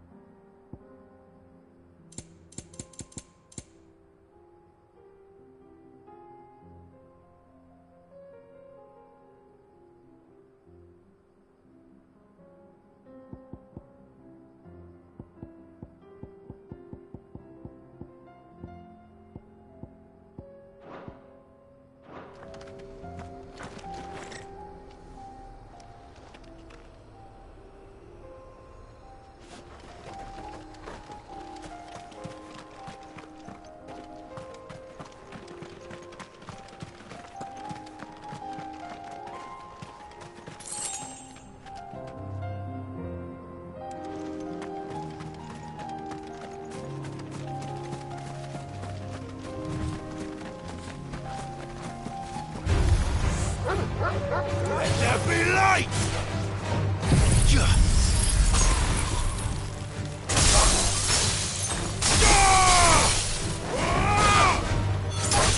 It's over!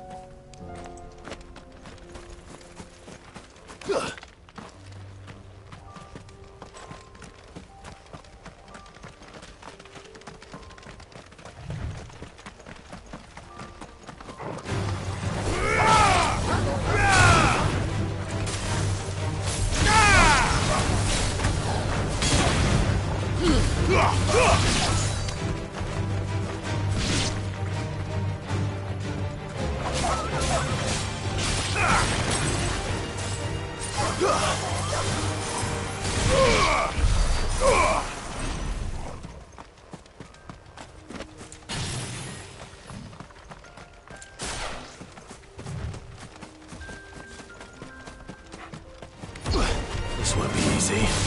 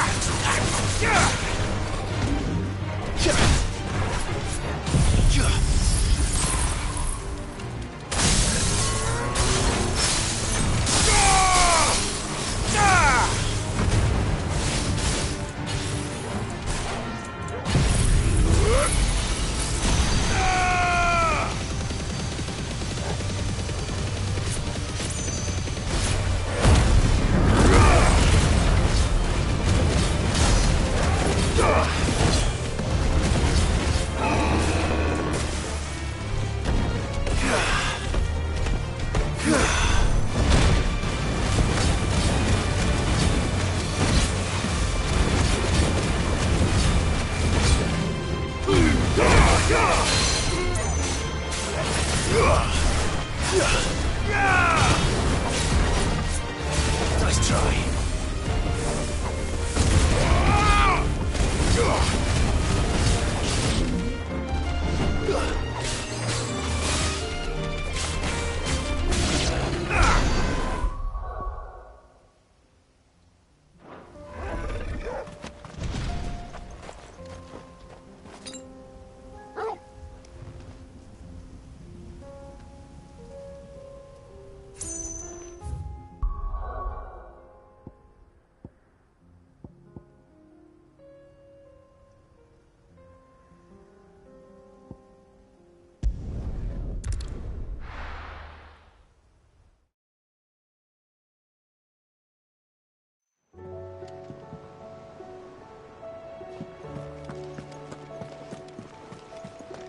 Covered in nicks and lumps, the lot.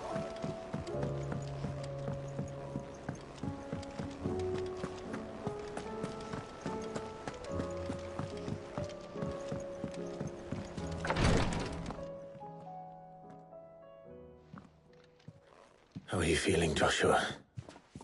Better than I was. But not nearly as well as you should be. Your cuts and burns may have healed, but your body still bears the burden of every spell cast. And what would you have had me do?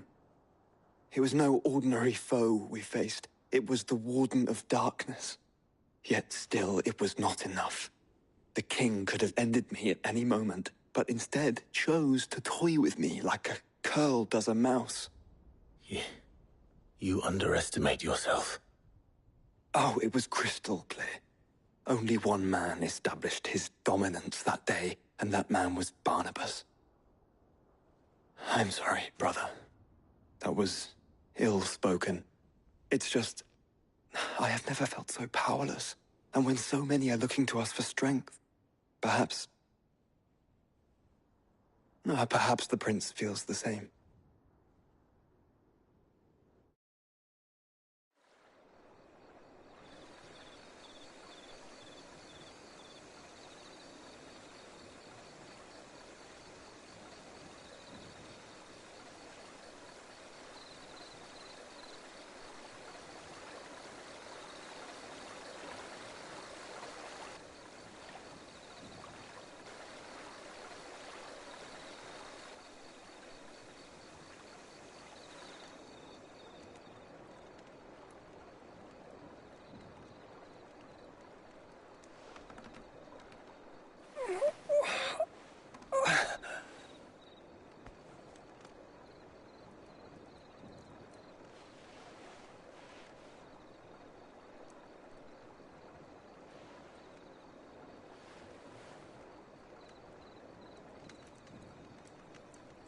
What is this place?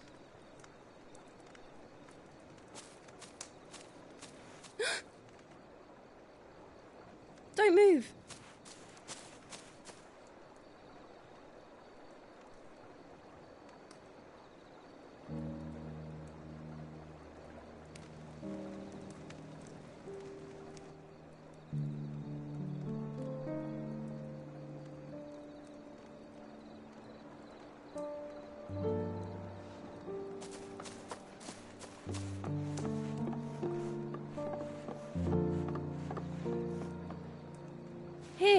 It's fresh from the well.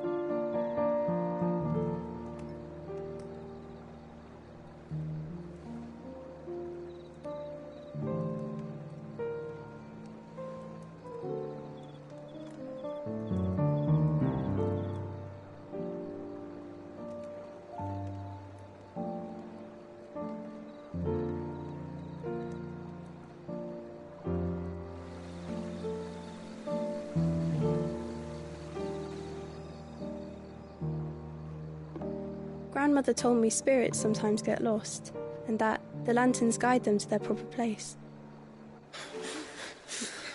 I set one on the river for her when she passed away.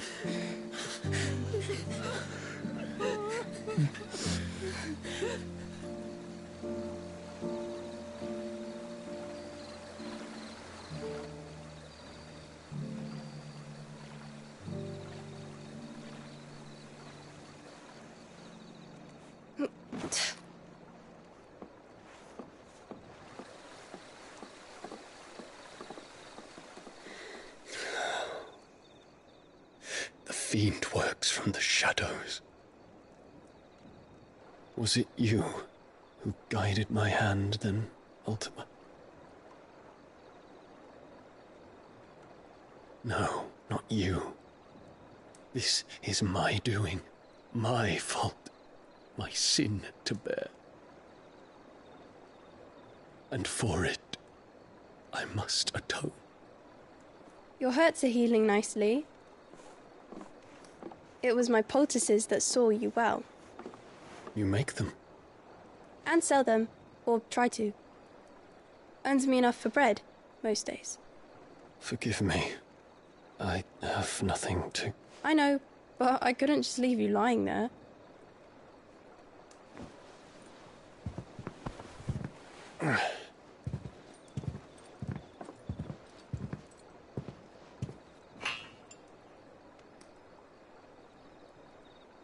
You're going then? Of course. I'm healed. Thanks to you and your poultices. Will you promise to come back and visit?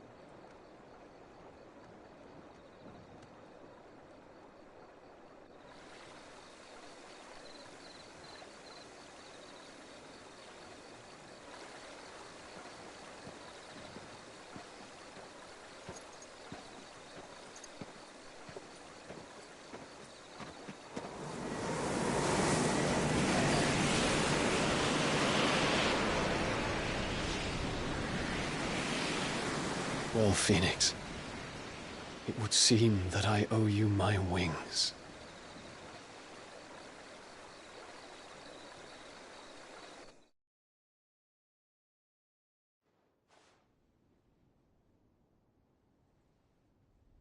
Perhaps he can find an answer. You will be returning to Waloed soon, I gather. I see no reason to wait. Then neither do I. I can think of a few, but I doubt they'll stop you. You will take your medicine. Of course, Lady Daya. Set on leaving already, are you? How long will it take us to get back to Ash? Dunno, about the same amount of time it took us to get here. Maybe less, if your uncle can find someone trustworthy to patch up the Enterprise. All depends on where we're putting into port, mind. Yes. It's not as if we can put ashore wherever we choose. We have to assume that the whole of Ash is hostile, and that we'll be attacked on sight. Then we must find a place they won't think to look. And I have an idea who might know of one. The Professor! I'll go and tell you coming! While you're plotting our course, I'll be in the shelves with your lawsman. I wish to pick his brains about Ultima. Then I'll talk to Karen about supplies for the journey. They may not be easy to come by in Ash.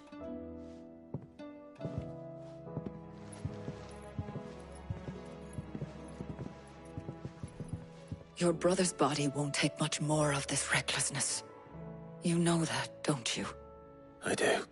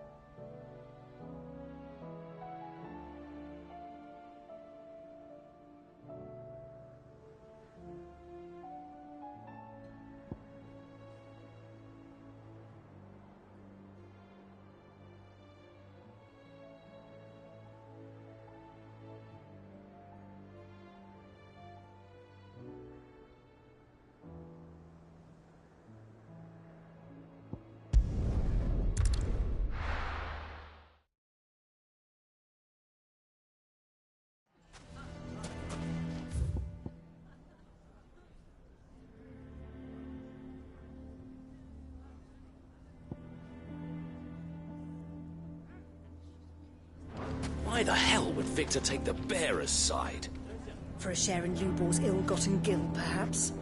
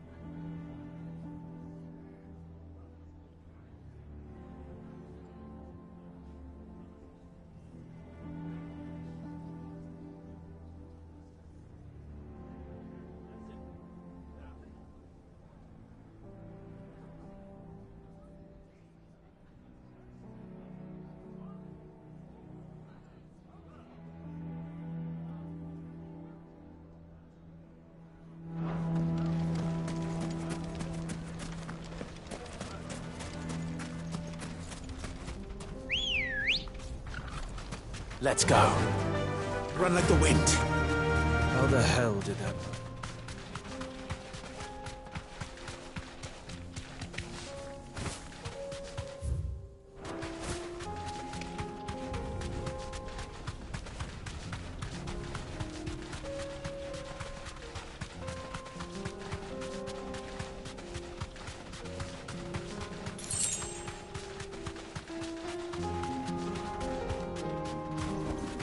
Be safe.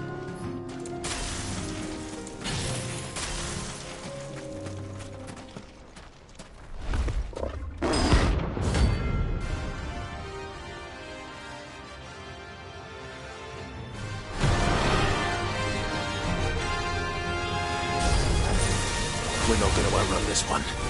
Stay close, Torvald.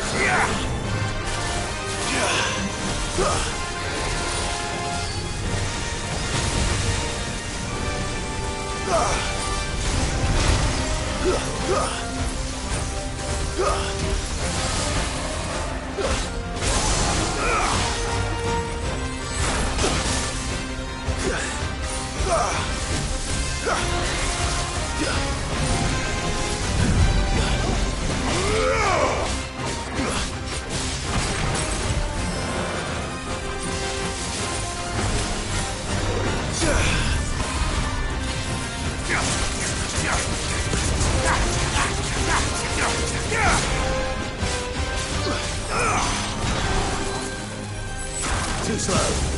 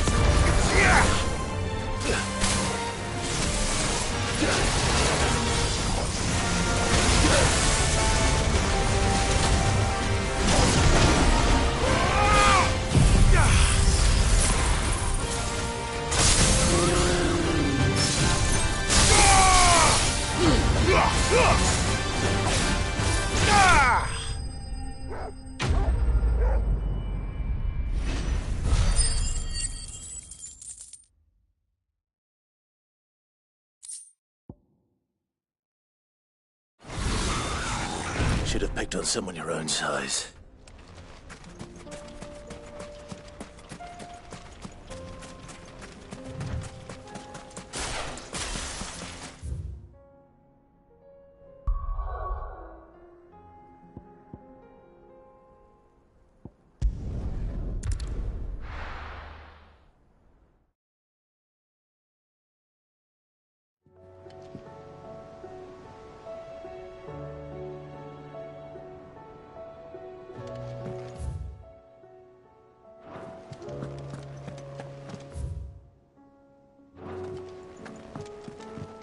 Come back.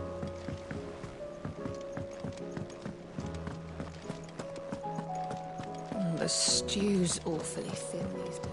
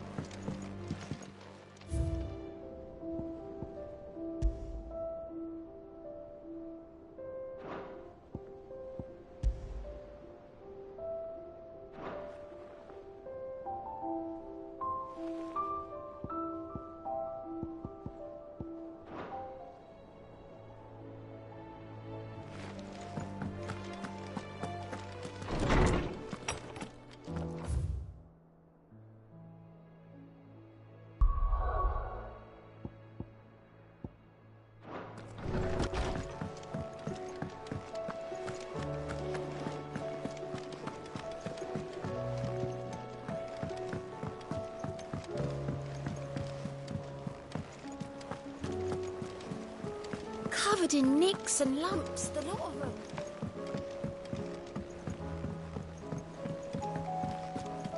I still say it were a compliment. Say it all you like. It doesn't make it true. Ah, Clive. I was wondering when you'd arrive. Please tell me you've come to take our young prodigy here off my hands. I'm not here for Mid. I need information on Ash. Then why not ask Molly if you can look in one of her ovens? Go on. As soon as the Enterprise is ready, we'll be setting out for Drake's Spine.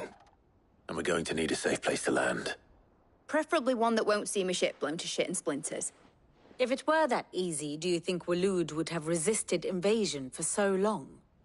Very little is known of Ash, and the information we do have is spotty and outdated. We have the good King Barnabas to thank for that. Waloed's borders have been closed to outsiders since the day he seized the throne. If there is anywhere safe to land, you won't find it on my map. Then tell us what we will find. I'm sure you know better than we do. But no splinters! All right. If it will get you out of my hair.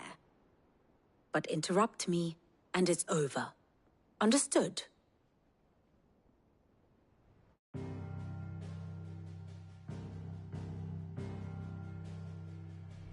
Barnabas Tharm. The one they call the Last King. Understand him, and you will understand the kingdom of Waloed. Barnabas was only a boy when he arrived from beyond the southern seas, and barely a man before he united the ragged tribes of Ash. And having unleashed them upon the formidable Veldamark, he set his throne upon the ancient kingdom's ruins. The victory sent shockwaves around Valisthea, tales of Odin's might spreading through every court, parlor, and drinking hole in the realm. Note that this was in the year 843, and that the king still sits upon his throne some 40 years later, quite untouched by time. Waloed's recent inaction left many wondering if Odin had lost his appetite for war. And yet here we are. The Einherjar was committed to the fray, a bold declaration of intent. Orcs swarm around Drake's Fang, and throngs of Akashic haunt Canvas streets. Though how precisely the havoc they wreak serves Waloed remains unclear. Regardless, if the order to attack truly came from King Barnabas, then one thing is certain. Waloed has achieved the impossible, and made bedfellows of beastmen and the ether-addled alike. All of which is a roundabout way of saying that you will be in unknown territory when you set foot on Ash. Much of the continent has already been lost to the Blight, and what few ports remain will be fiercely guarded. And that is to say naught of its natural defenses. Offshore currents will cast an ill-equipped ship out to sea one moment, and dash it against the rocks the next. But then the Enterprise is anything but ill-equipped. And Mid has made land there before. Now, if only there were someone with an intimate knowledge of the Shadow Coast, and where a daring gentleman might put ashore.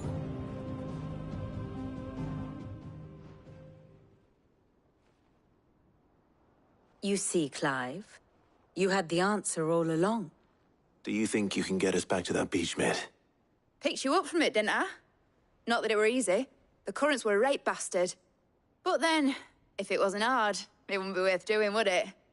Well said. Thank you, Lady Vivian. If a few morsels of common knowledge and a sprinkling of tavern talk are worthy of your thanks, I wonder what genuine intelligence might earn me. Probably more visits. Mid, I need everyone in the ale hall now. I'll fetch Joshua from the shelves. Aye, aye, Captain.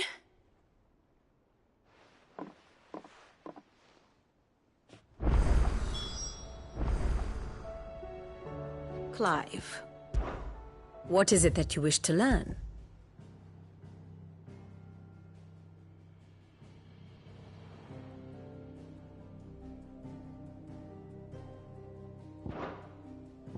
Here you are.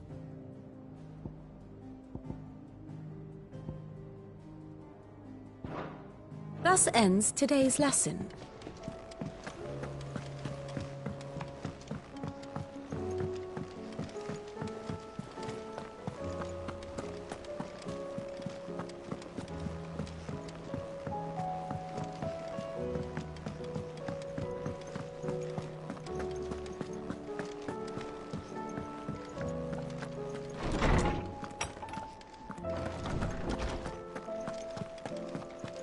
I have no reason to assume otherwise.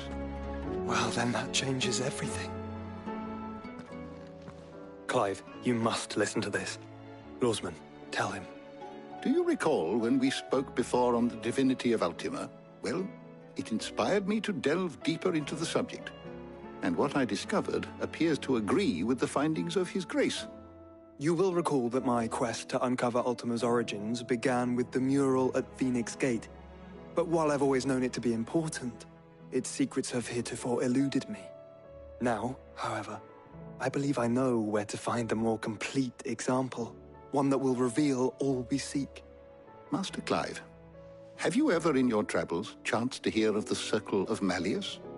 I would think not, if you have. But there was once a time when the faith flourished, the oldest known religion in the Twins, and though its popularity eventually waned on Storm, hints of its dogma remain embedded in more modern faiths such as the Crystalline Orthodox. Wait, you said it waned on Storm. What of Ash? Religious monuments are often torn down or repurposed when new faiths rise to prominence.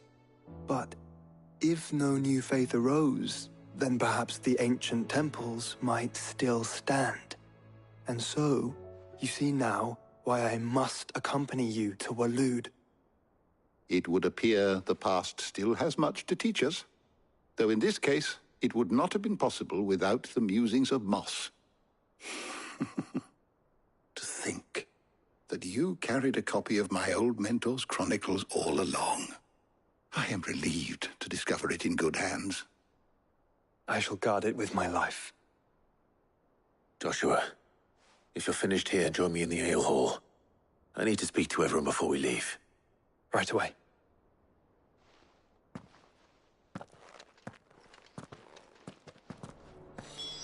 Mid said I could ride the Enterprise next.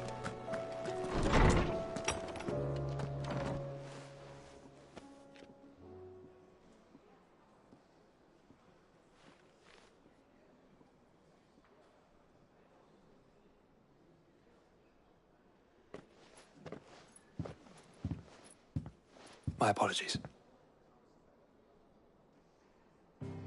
By now you've all heard where we're going and why. So I won't bother you with the boring details, only the important ones. If we attempt to approach Stonehere by sea, there's a good chance we'll be sighted and fall prey to the capital's artillery. So instead, we'll disembark on the southwest coast and make for Drake's Spine on foot. I say we, but it's highly likely the entirety of Ash is under the rule of Ultima. A large party would only attract unwanted attention, as well as slow our march and require supplies which may be difficult to obtain.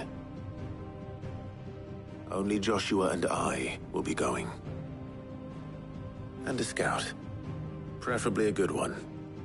Gav, do you know of any? You bet your ass I do. I might still borrow some of Lady Vivian's maps, though. Just in case, like. Once you've dropped us off at the Shadow Coast, you need to retreat into neutral waters, fly merchant colors, and stay inconspicuous. If you sense any danger at all, you leave us behind and return to Storm. Inconspicuous is my middle name. But like hell am I leaving anyone behind. The ship ain't going nowhere till your scurvy mugs are smiling on deck. Jill, the Enterprise will appear a tempting target for royalists and pirates alike. You're to stop anyone boarding. Don't worry. I'll keep the ship and her crew safe. You'll be needing passage home, after all. But... very well. If there are no questions, I'll see you all at the docks.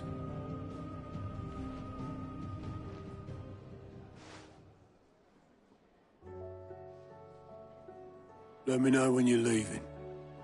I want a word before you go. Of course.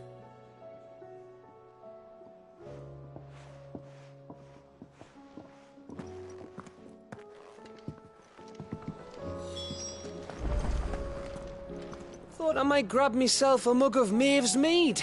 Settle me stomach, you know, before we take to the high seas. Oh, don't tell me we've run out of pep here. Clive. Going purse weighing you down? You're rubbing me blind, you know. None today, I'm afraid. Sorry. Sold out.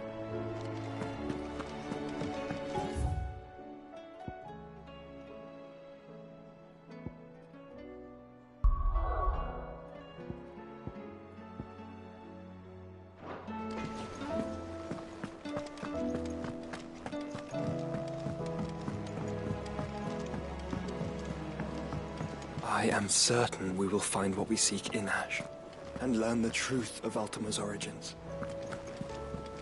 Covered in nicks and lumps, the lot of them.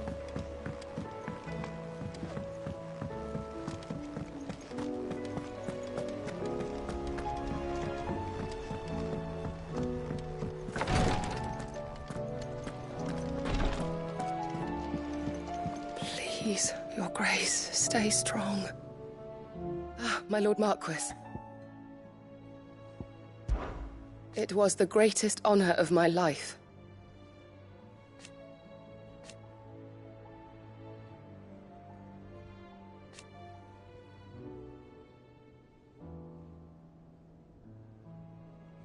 But now,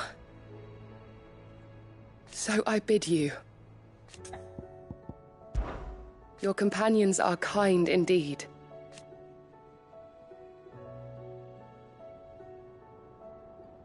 I must admit,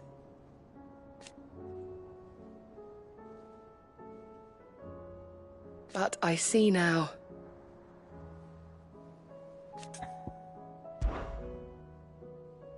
Yote, is anything the matter? You seem troubled. Perhaps I might be able to help. My lord. Yes. Perhaps you might. It's your brother. His condition continues to worsen, though he does his best to hide it. The lesion on his chest pains him more with each passing day. I had feared as much. There are certain elixirs which can ease the suffering of those afflicted by the curse, but... But His Grace's case is severe. The drafts I have been able to prepare for him thus far have ceased to have any real effect. So I consulted with Talia and certain of my comrades among the Undying about the possibility of finding something stronger. And thankfully, a recipe was found.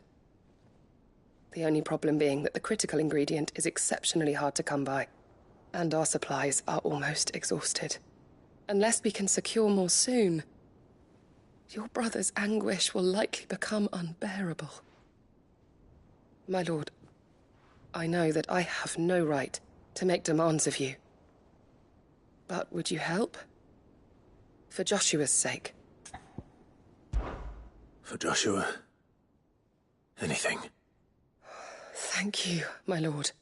So, what is this critical ingredient? A rare herb by the name of stonerwort. It grows only where the ether is densest. The vigor it stores in its stems helps to counteract the curse. We discovered a patch near the aqueduct in Rosaria. But alas, yet more ether has erupted from the earth there recently, leaving the whole area flooded. The search continues for a new source. One that we might reach without being turned. So it's only that you can't reach it? The Stonerwort itself is unharmed by the flood? Well, yes, but... Then I shall go in your stead. But, my lord... You've yet to find another source, correct? So for now, the aqueduct is our best hope. Besides, I'm a dominant. The ether can't hurt me. Well, if you're sure, my lord. Stonerwort is easily identified by its blood-red blooms. Search around the aqueduct, and you're sure to find some soon enough. I shall remain here and prepare the other ingredients.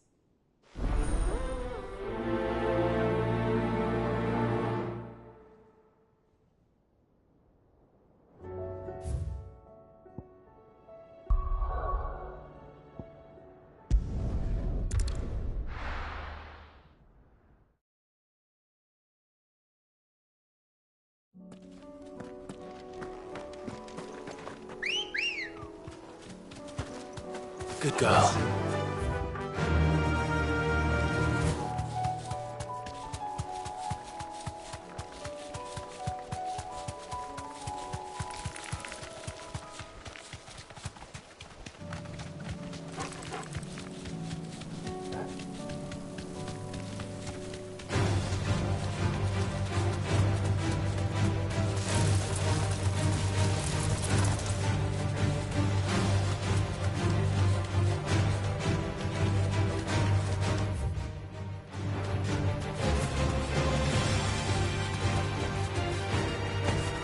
Here's the aqueduct. Now to find our stone wart. Yote mentioned blood-red petals.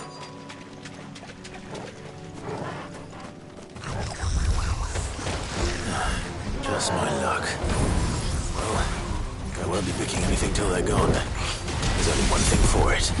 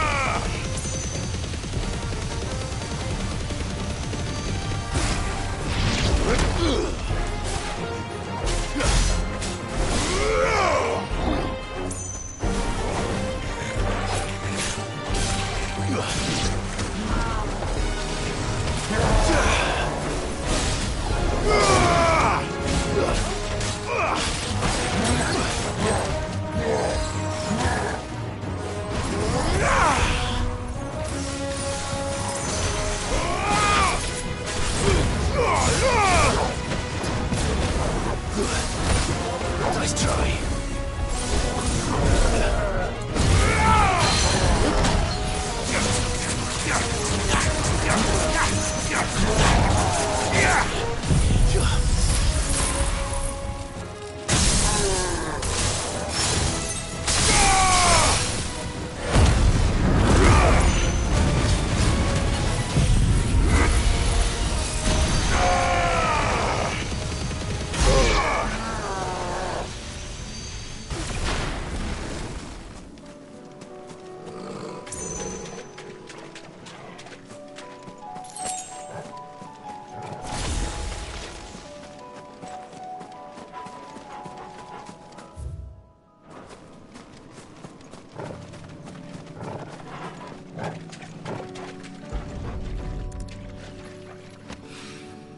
Here it is.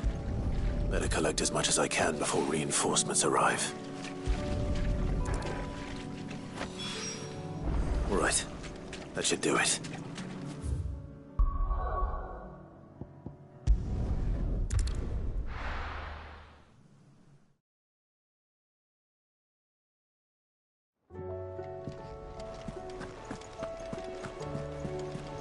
Covered in nicks and lumps.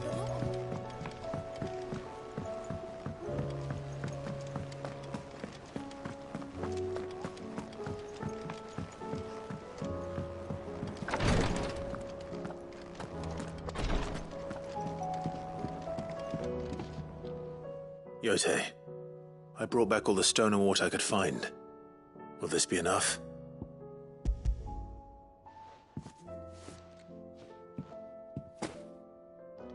Yes, my lord.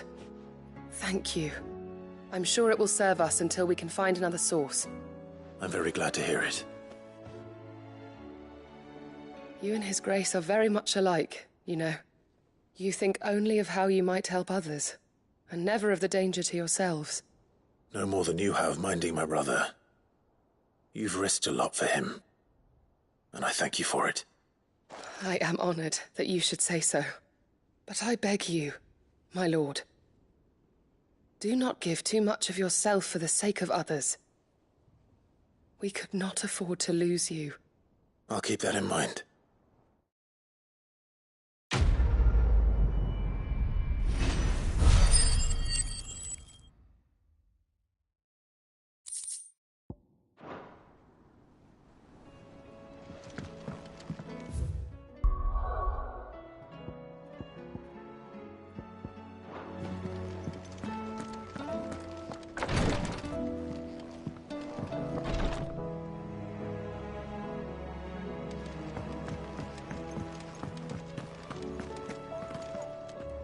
Is something wrong? Not at all. Honestly. Can't a man wish his friend farewell? Just wanted to let you know that I'll keep things in order while you're off saving the world. I'll hold you to that.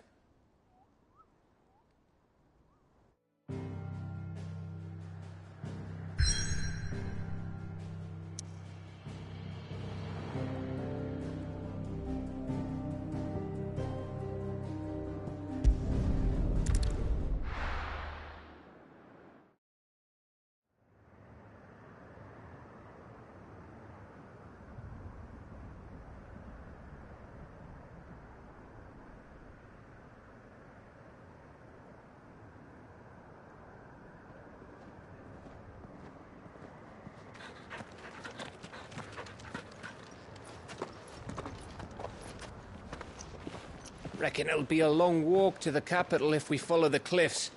I'll scout ahead, see if I can't find us an inland route.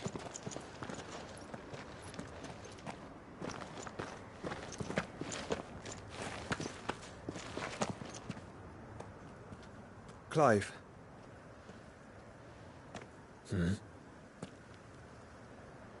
There's something I've been meaning to ask.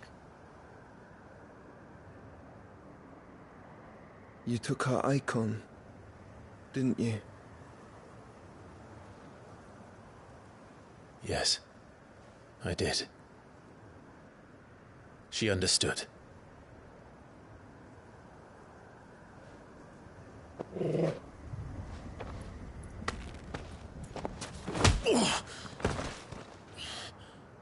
Oh, she understood.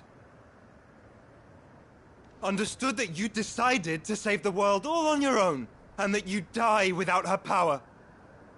How dare you make her choose? You knew damn well she'd never refuse you. But I will. You can't keep pushing us away, Clive. The world is ours to save, not yours.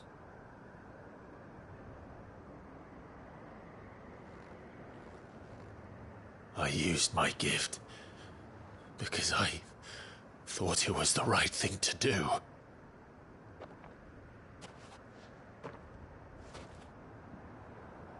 And you truly believe this will save you? Will save us all? I do.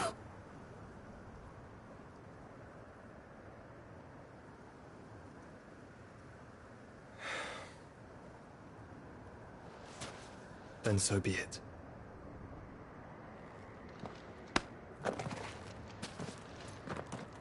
Just don't forget, you're not alone.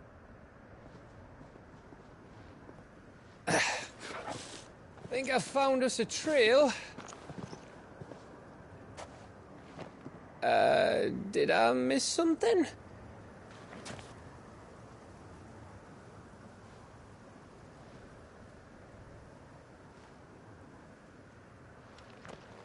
Only that Joshua didn't.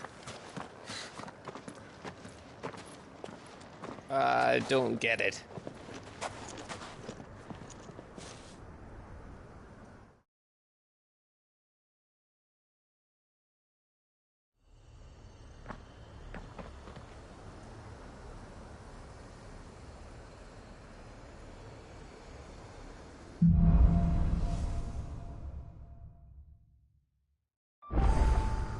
Always wanted to visit Ash. We're in Waluda territory now. Don't expect a warm welcome. Oh, I don't know, Clive. That castle over there looks inviting enough.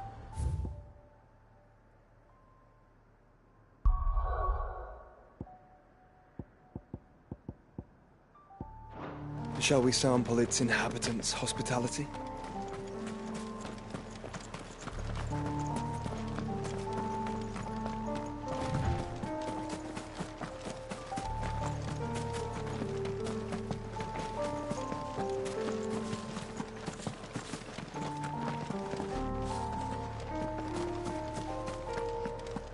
Remember what I said about warm welcomes, Gav?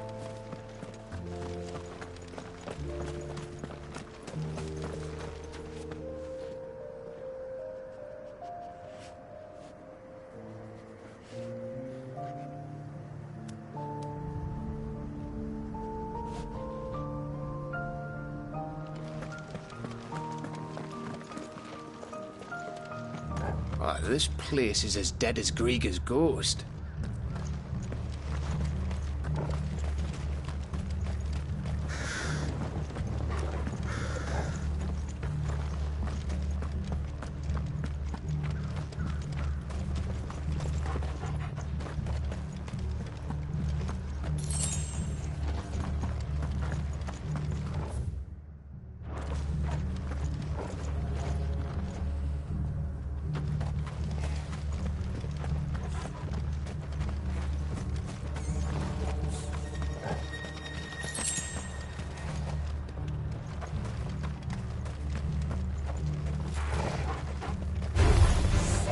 I knew I smelled something.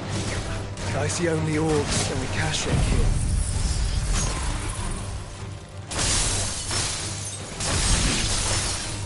Let's hope the villagers made it out in time.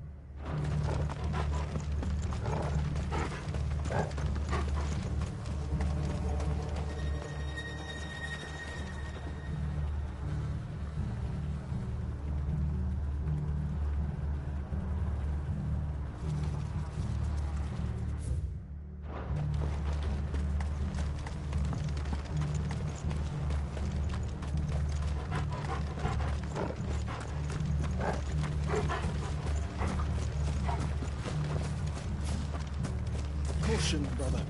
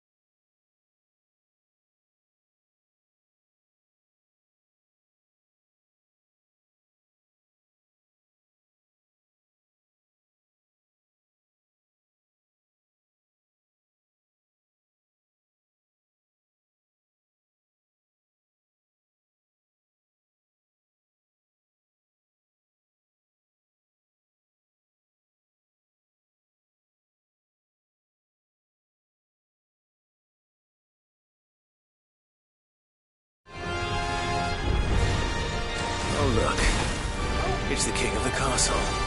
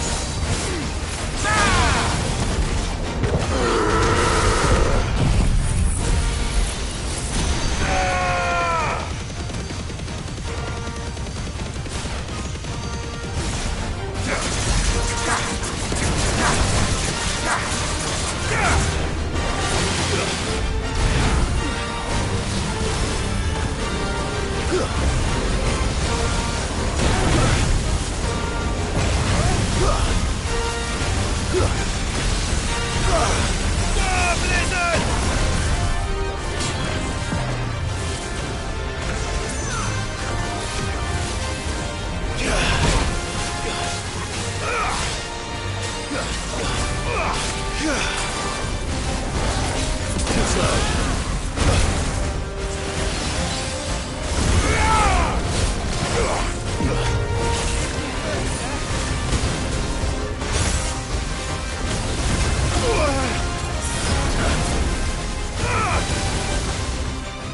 That's better.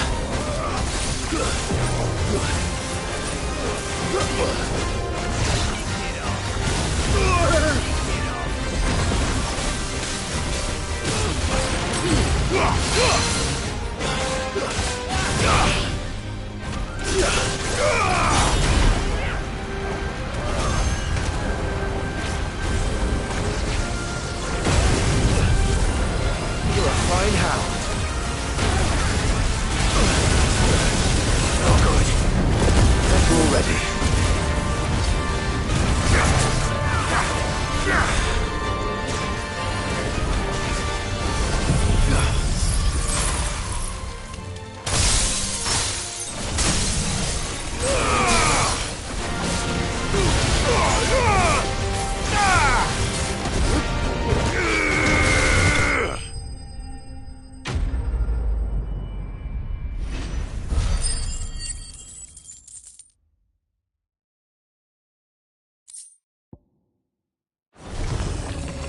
Your reign is at an end.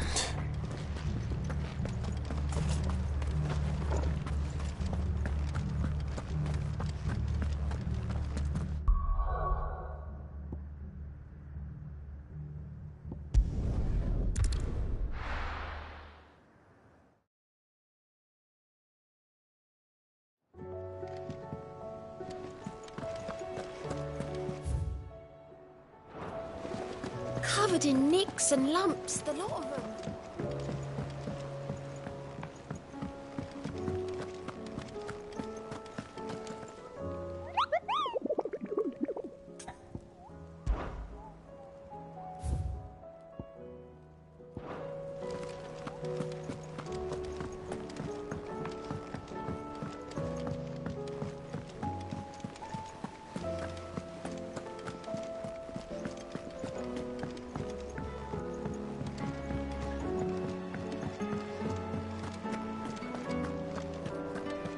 The stew's awful. What do I owe the honour? Not saying Fornian, do you?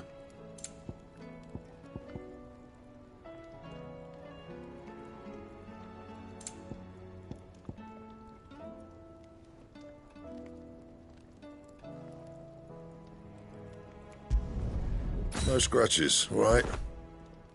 And?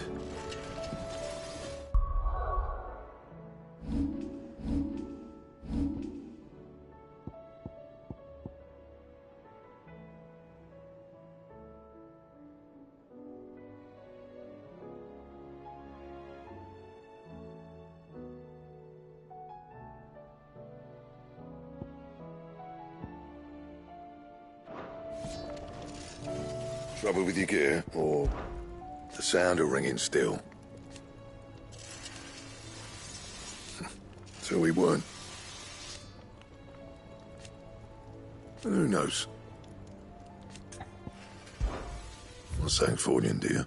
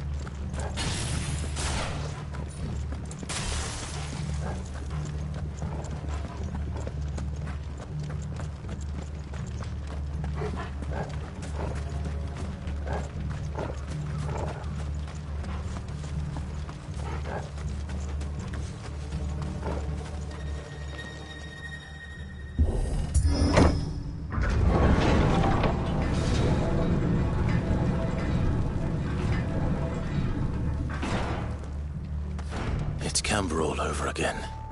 Where the hell are the Royalists? Seems you were right about that welcome after all, Clive.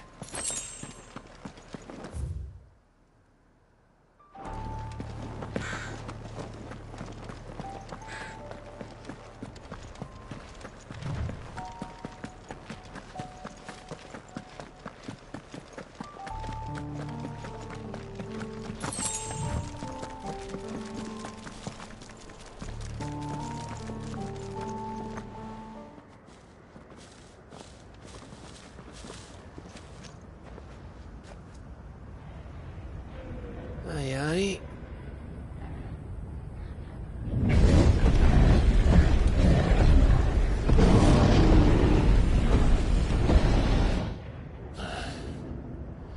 Is the whole of Ash fallen into Ultima's hands?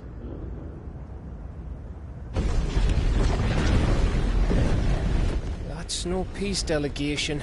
We should send a warning to the others. No. My uncle will have an eye on the coast. I trust he'll find a way to entertain any uninvited guests. Our mark is Drake's Spine, and there's a lot of road between us and it. We press on to Stone here. Aye, you never know. It might not be a nest of slavering monsters.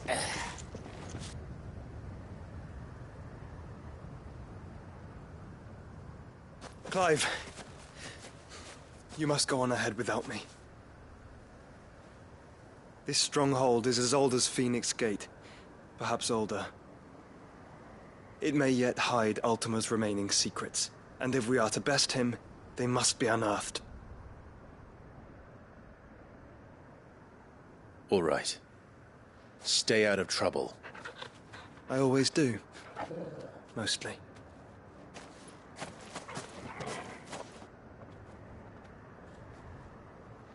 You sure about this? About leaving my brother on his own. Of course. Mostly.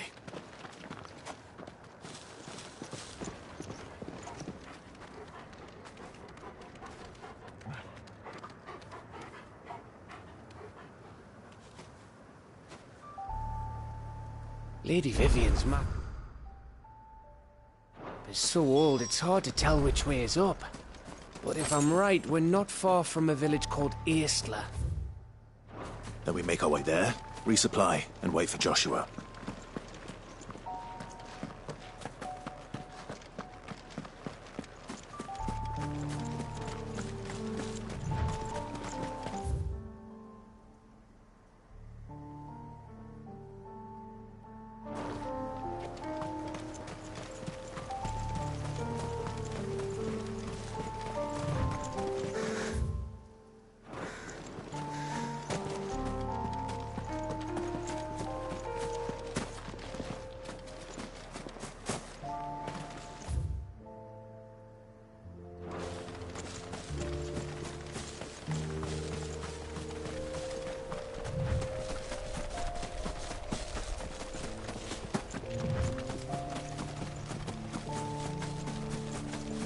Ugh, this place reeks like a mobile's arsehole.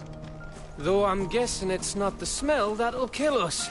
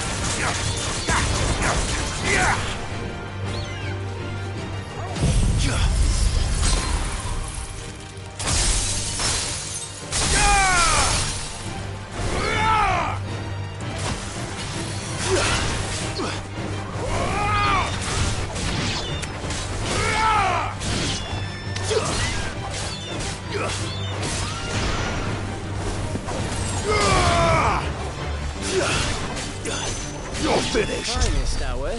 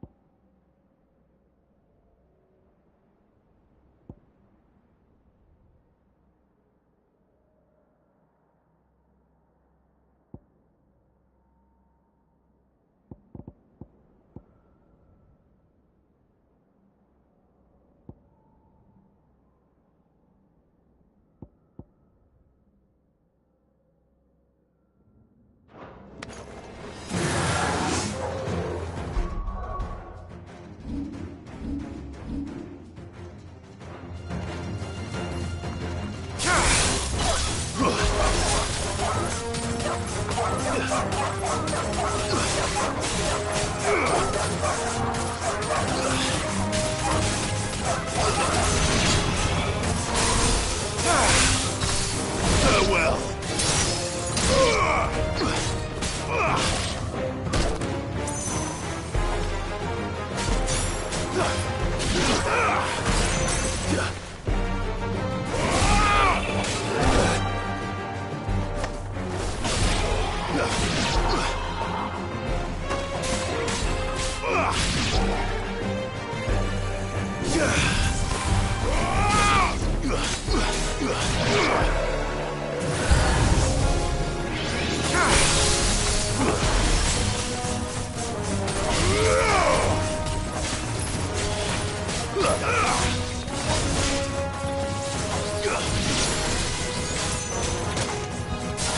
It's over.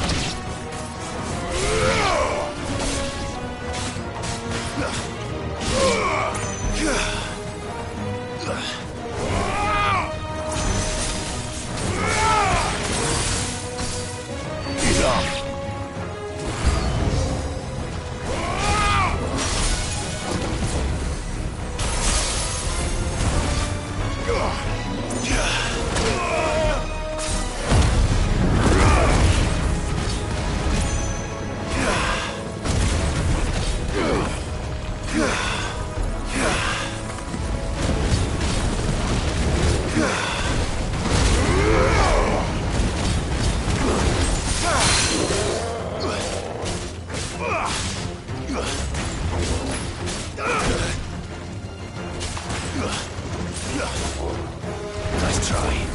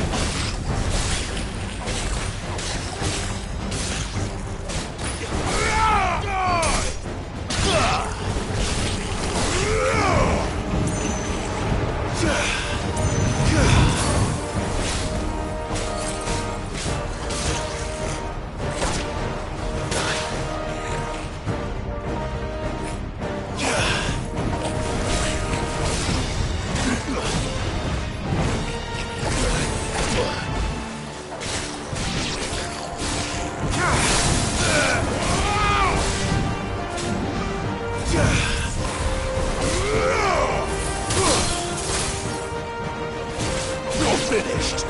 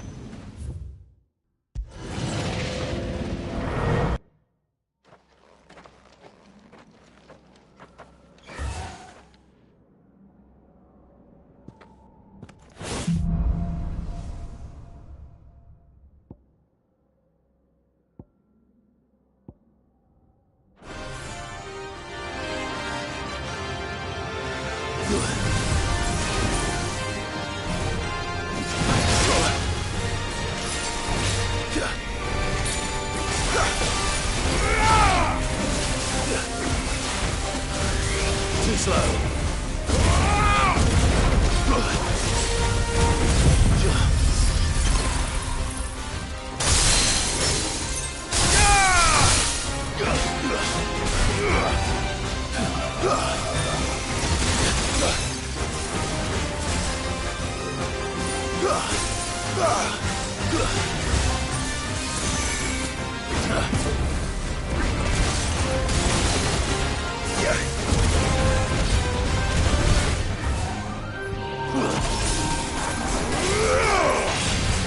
Nice try.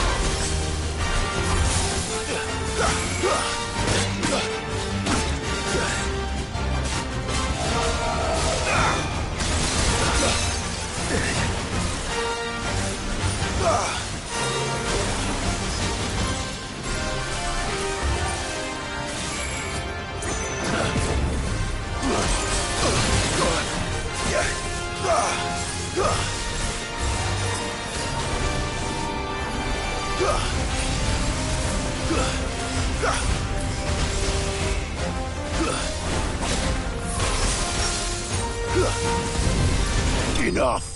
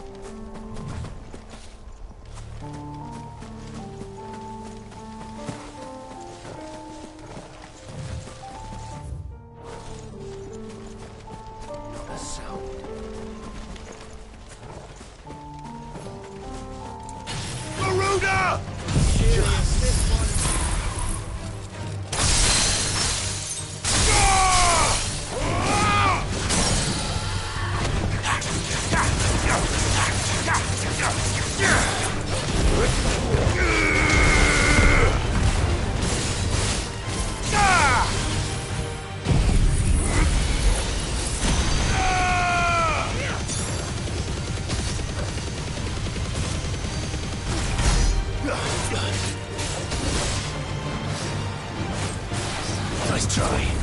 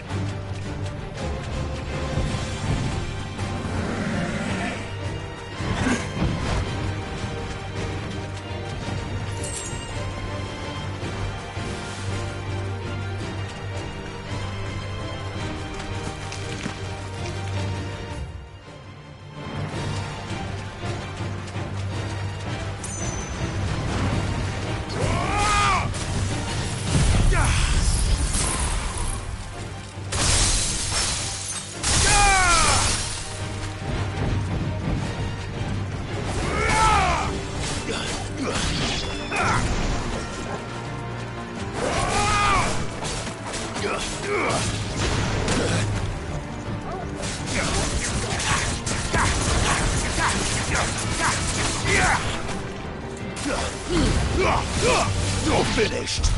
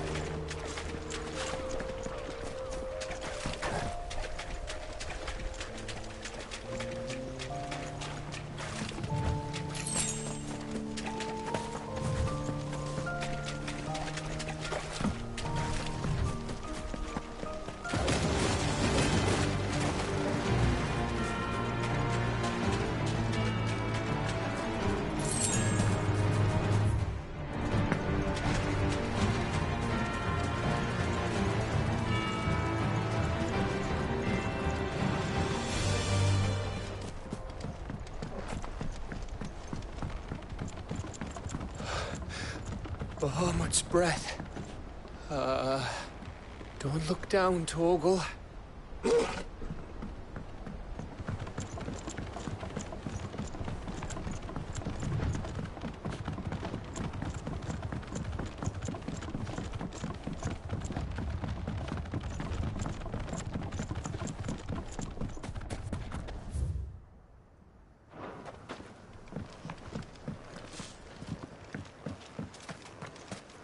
That must be Aistla.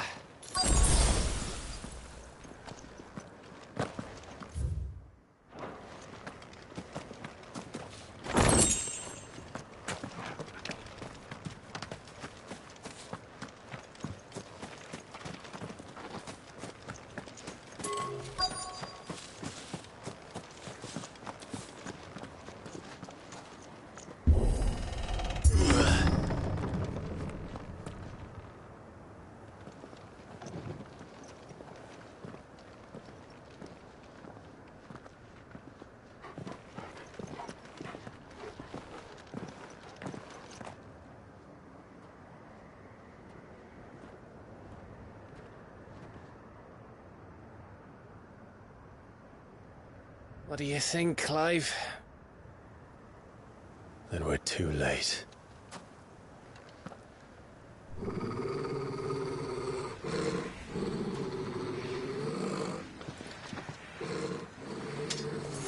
Damn it. They're all turned. There's nothing we can do.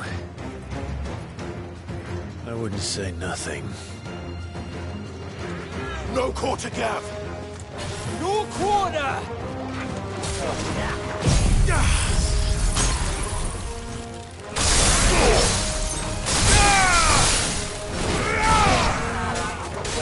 Farewell!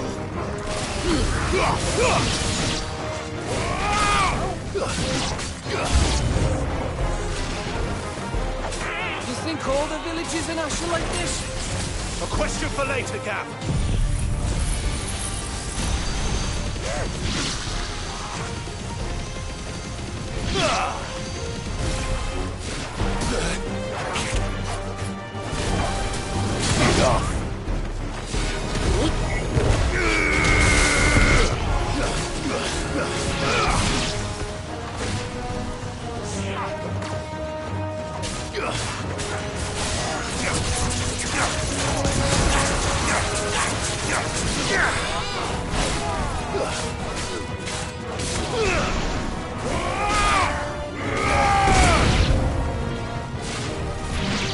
Here they come! And come, and come, and come.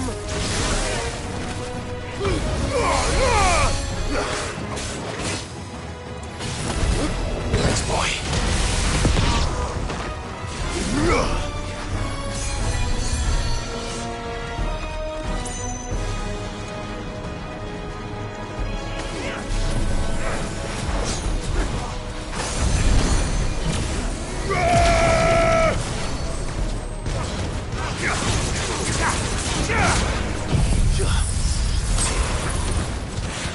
You're finished.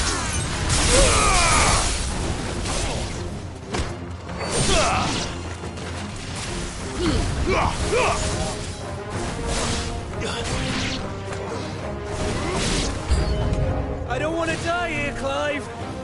Then don't!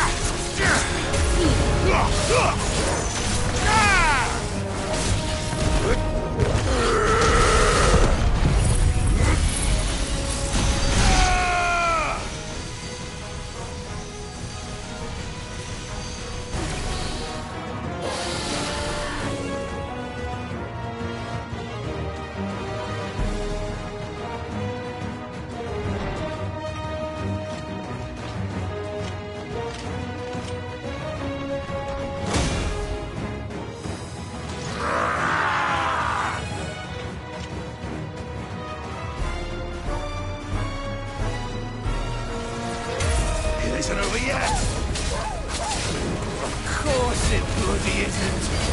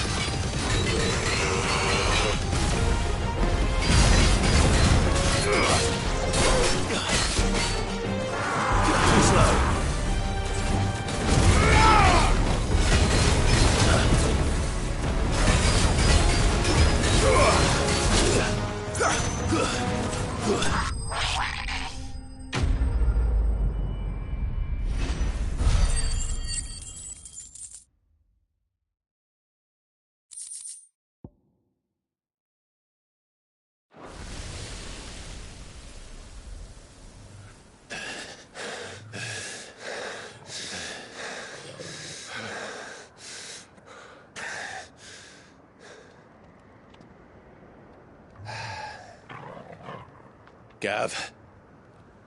Gav! Don't tell me there's more of the bastards. Oh, fuck.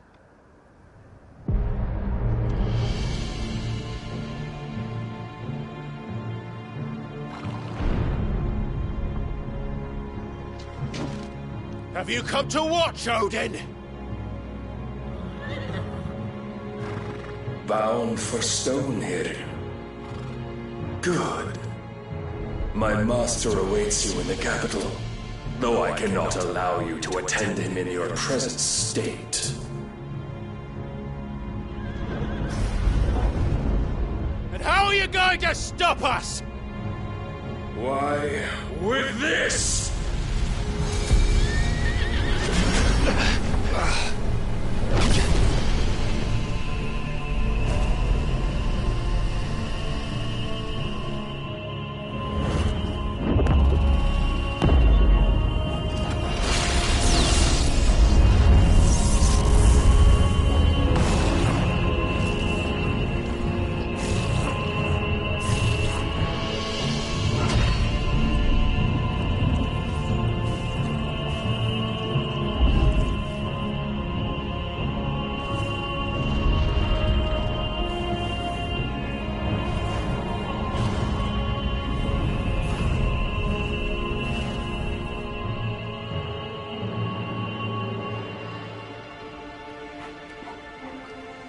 What did you do?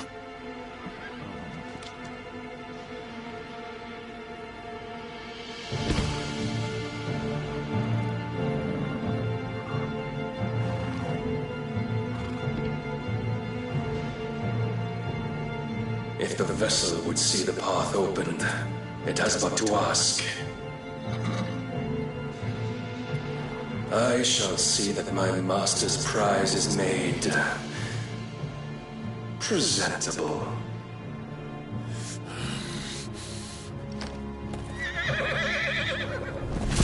Shit! No!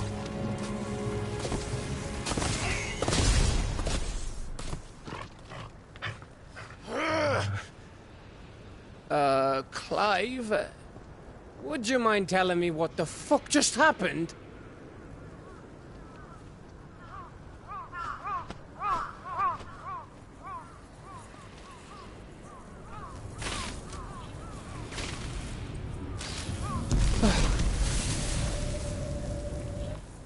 Oh, you've got to be. How are we supposed to get through that? We seek an audience with the king. If His Majesty wants me to come and ask him, And that is exactly what I'll do. Before you go practicing your petition, we don't even know where the fucker went. How about we cool our heads and think this through, eh?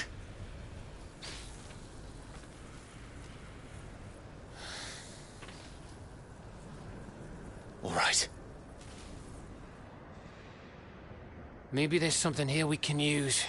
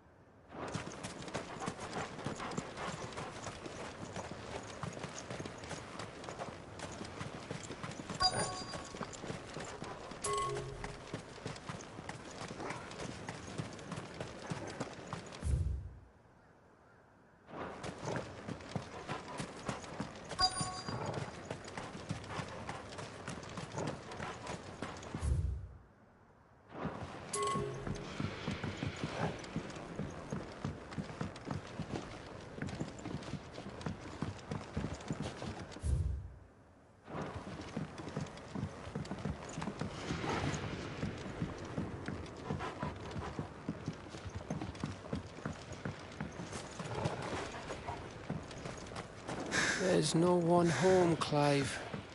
Then let's find somewhere to sit down and look at the map.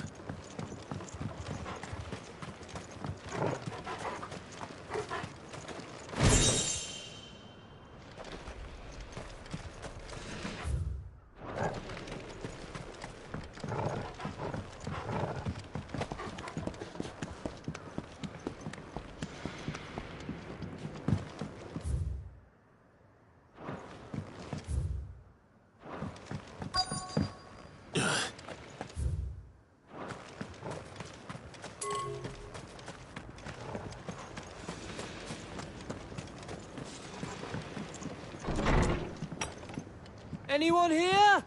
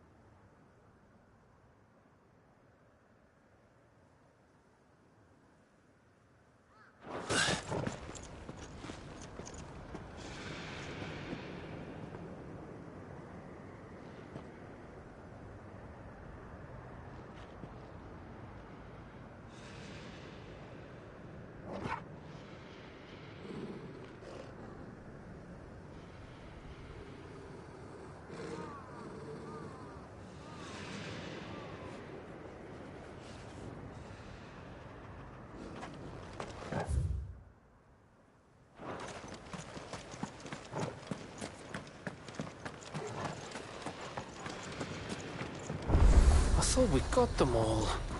So did I.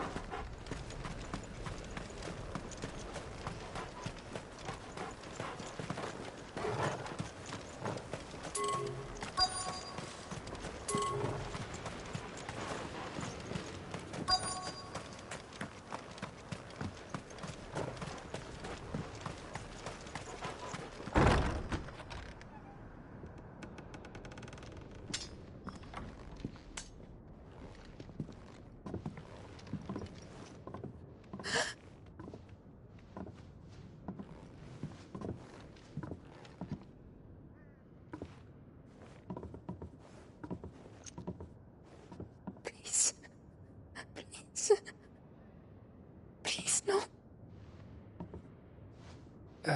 Miss. Whoa. Easy. Easy.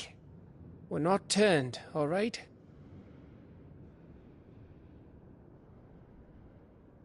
Who?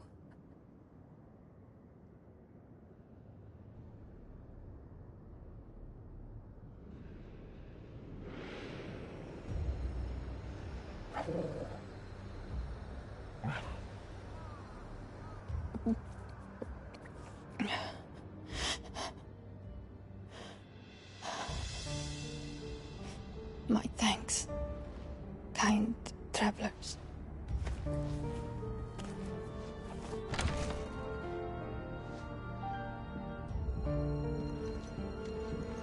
Edda, forgive me for asking, but what went on here?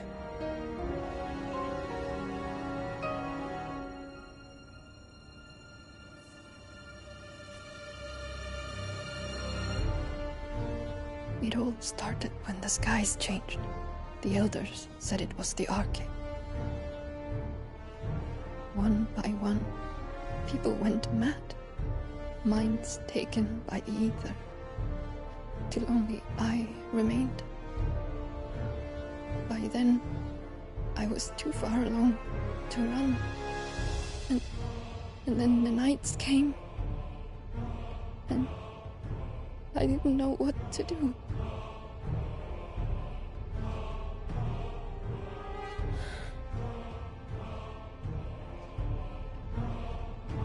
And this, Arcade is... Just a story. Something our grandparents told us when we misbehaved. About how the heavens would grow dark before the land took her last breath. The end of the world. You said the others went mad. But where did they go?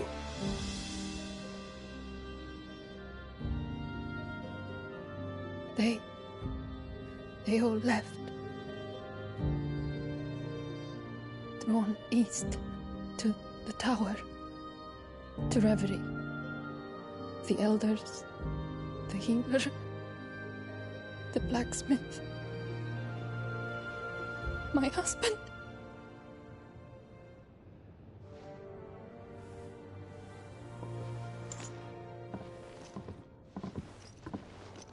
You thinking he did this? Of course. Who else could it be? You were in Canva. You saw what he did to the people. But then what about her? How come her nut hasn't cracked? The baby, perhaps? Could be protecting her from the ether. I can't think of any other explanation. You mean... it's a bearer? It won't matter what it is once Ultima's magic takes hold. Time's running out.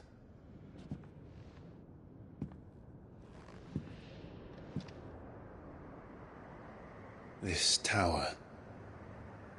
That's where we'll find the king.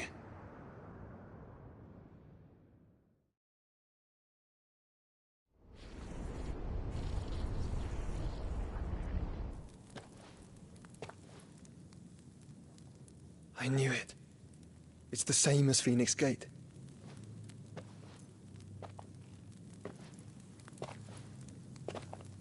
Which means at the end of these stairs should be...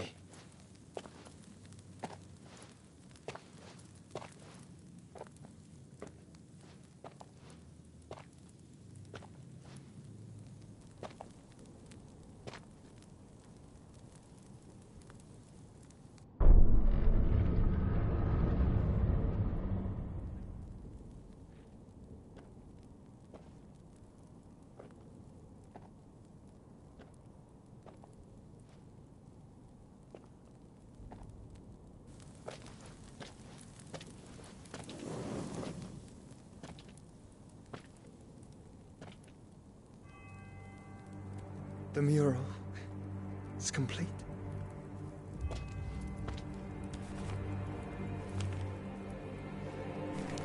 Ultima and his vessel, Ifrit. Garuda, Ramu, Shiva, Titan, Bahamut, Odin. Even Leviathan the Lost is here.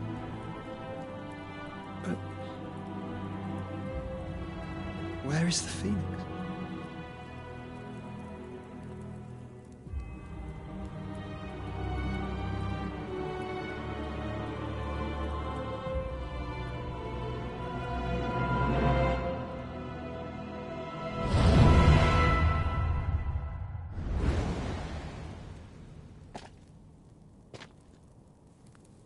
By the Founder.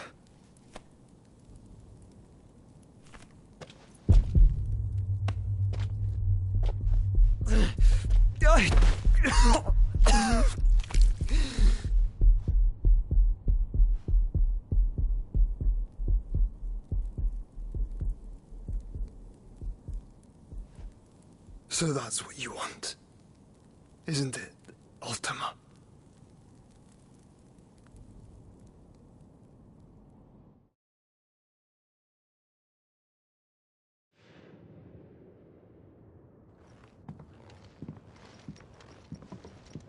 So that's how it's gonna be then?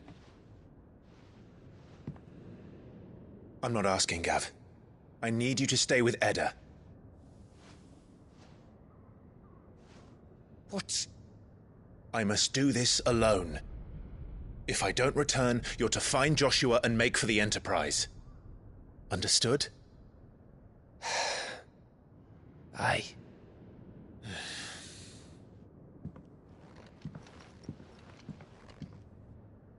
Just don't you go dying on me. Sid's name suits your miserable mug better than mine. Don't worry. I haven't finished with it yet.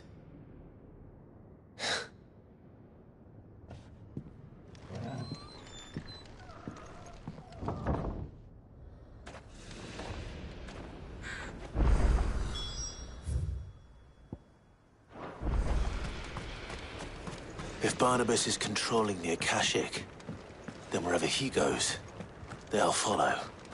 And so will I.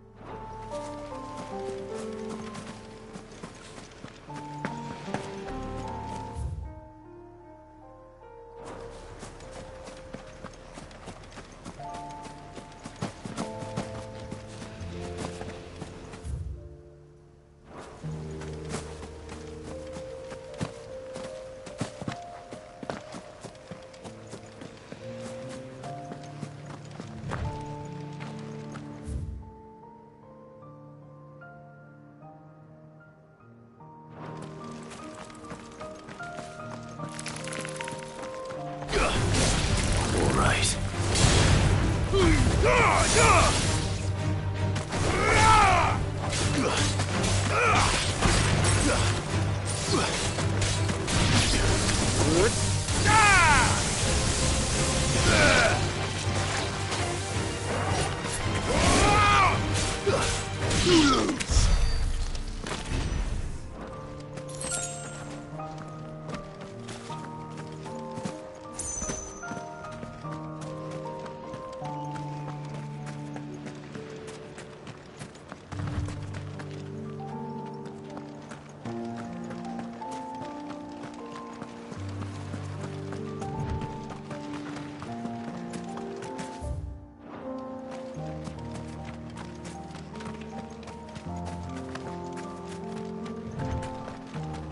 There's something there.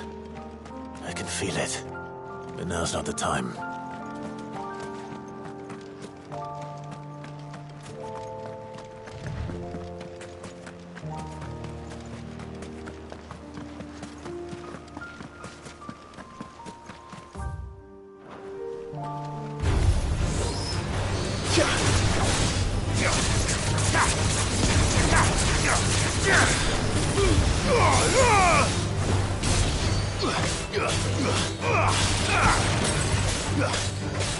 Farewell.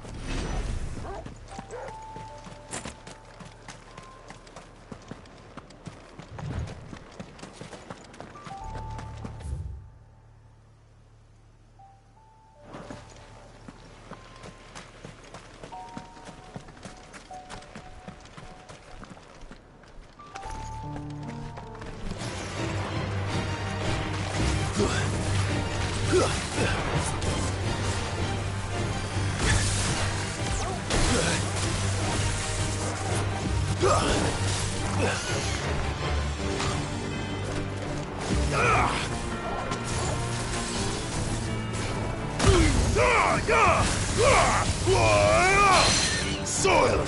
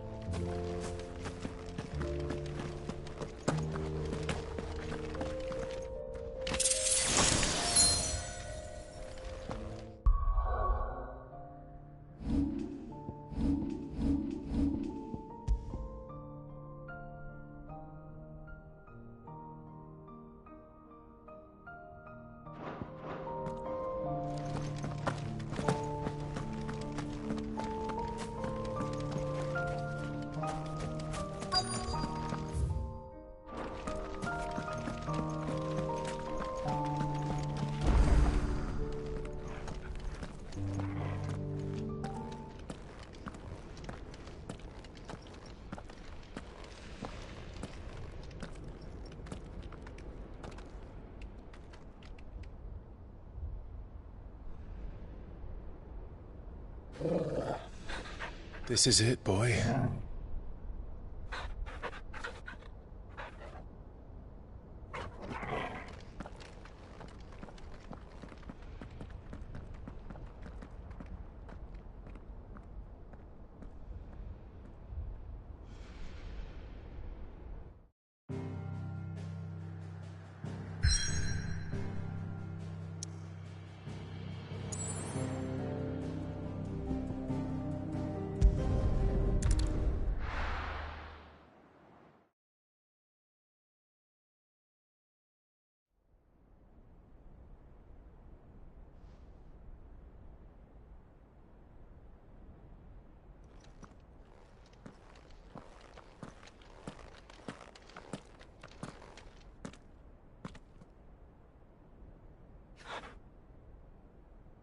I've come for you, Barnabas.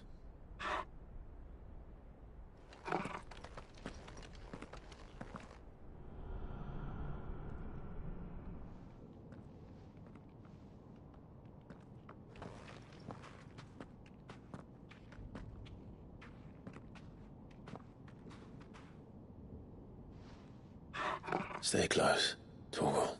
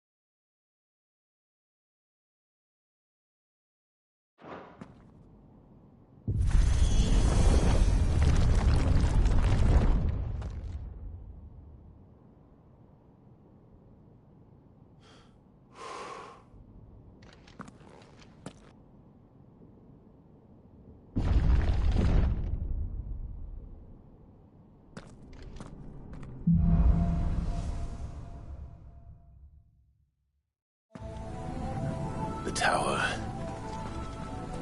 It's alive.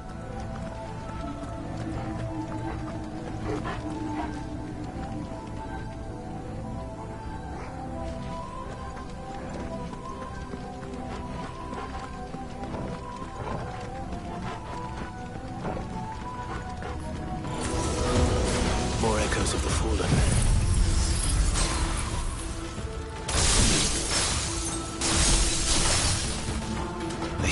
On ether. There should be any here.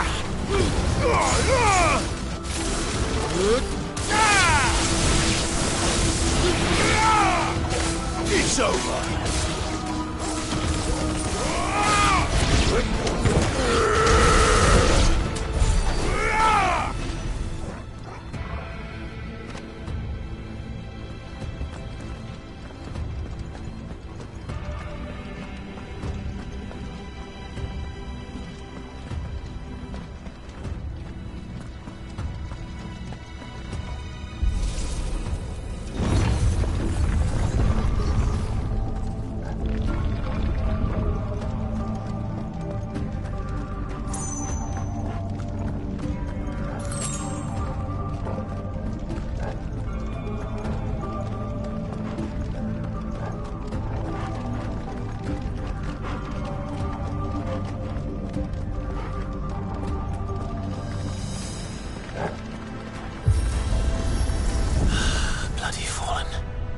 Why do all their flaws seem to have a mind of their own?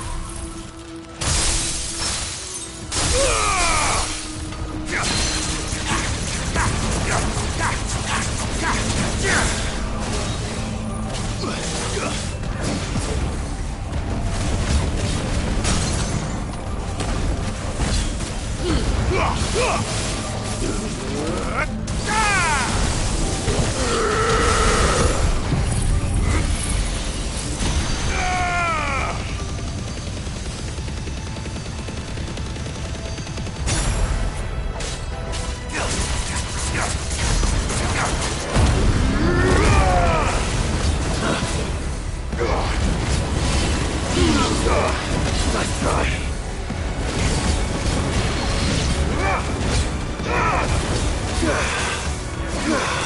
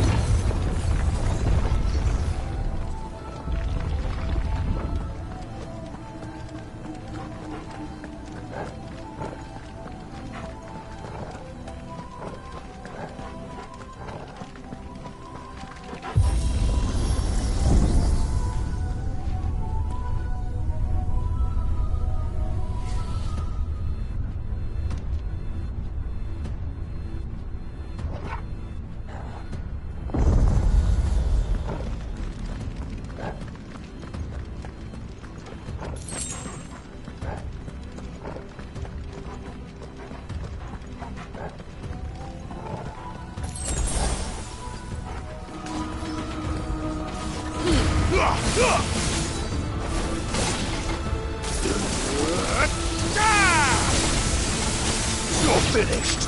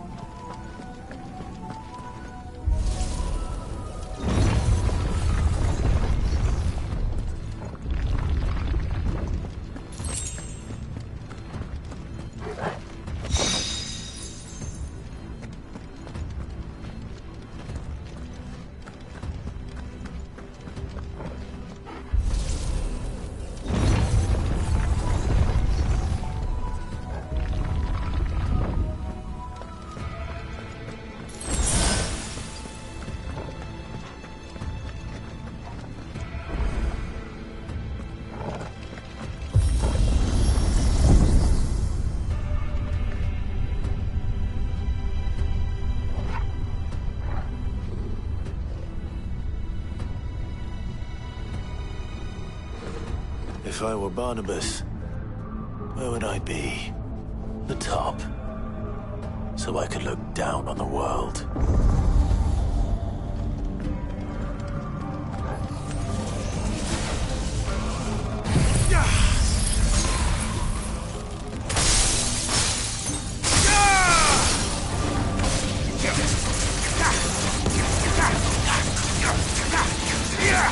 Stay down!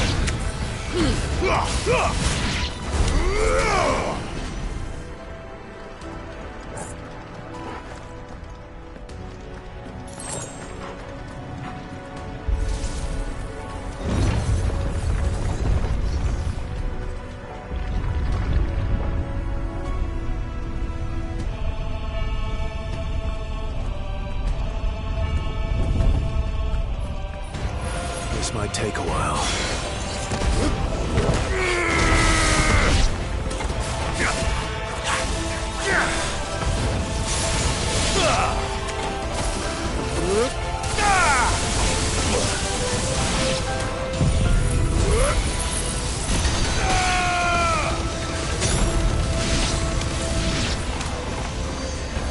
Enough!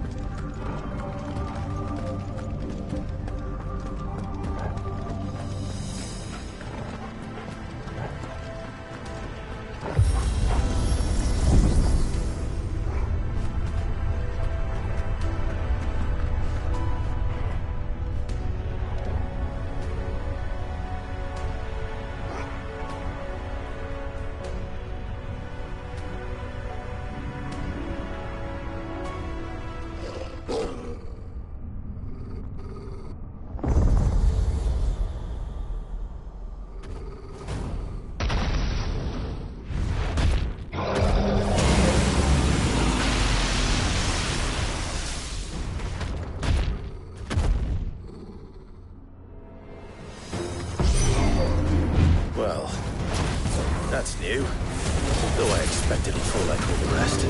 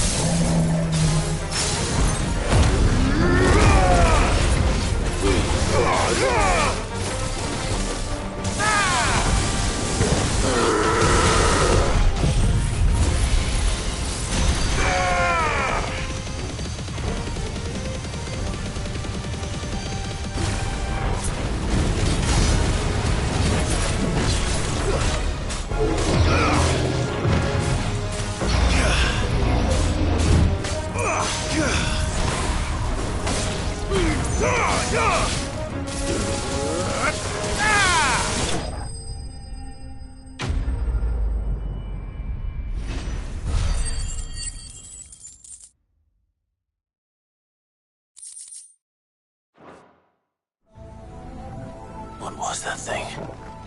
Hopefully there aren't any more.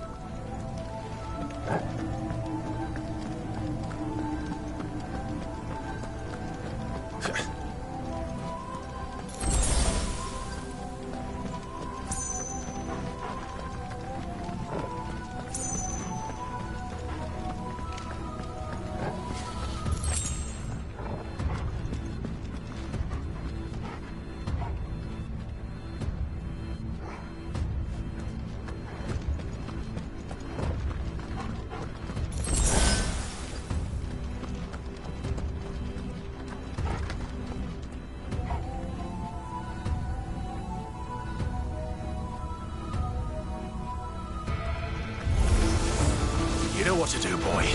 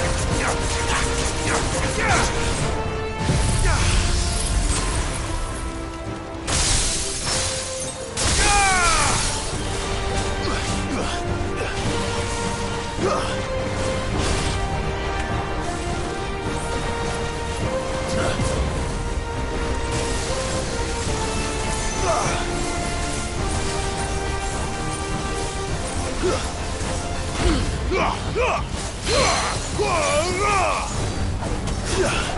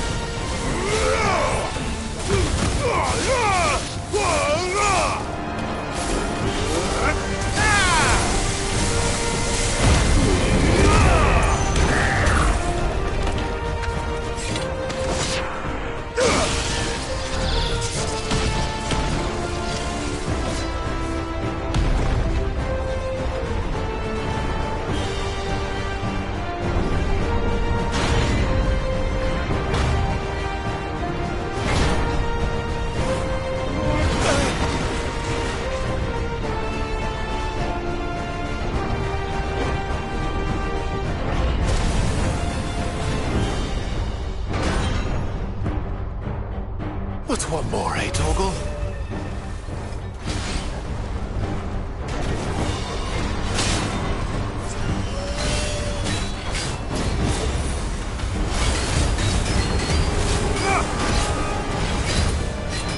Nice try.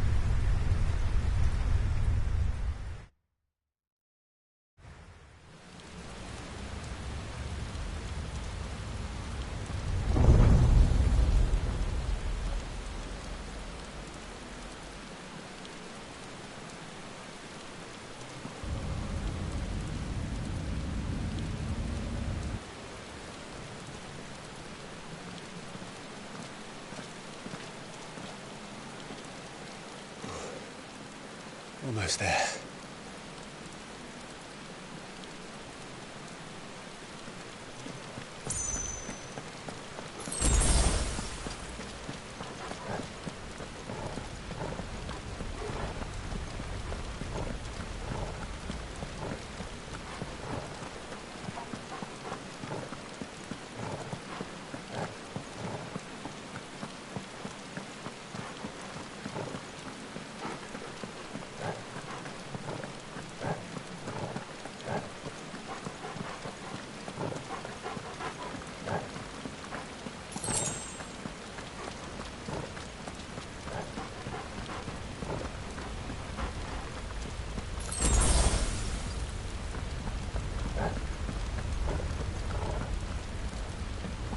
He's here. I can feel him.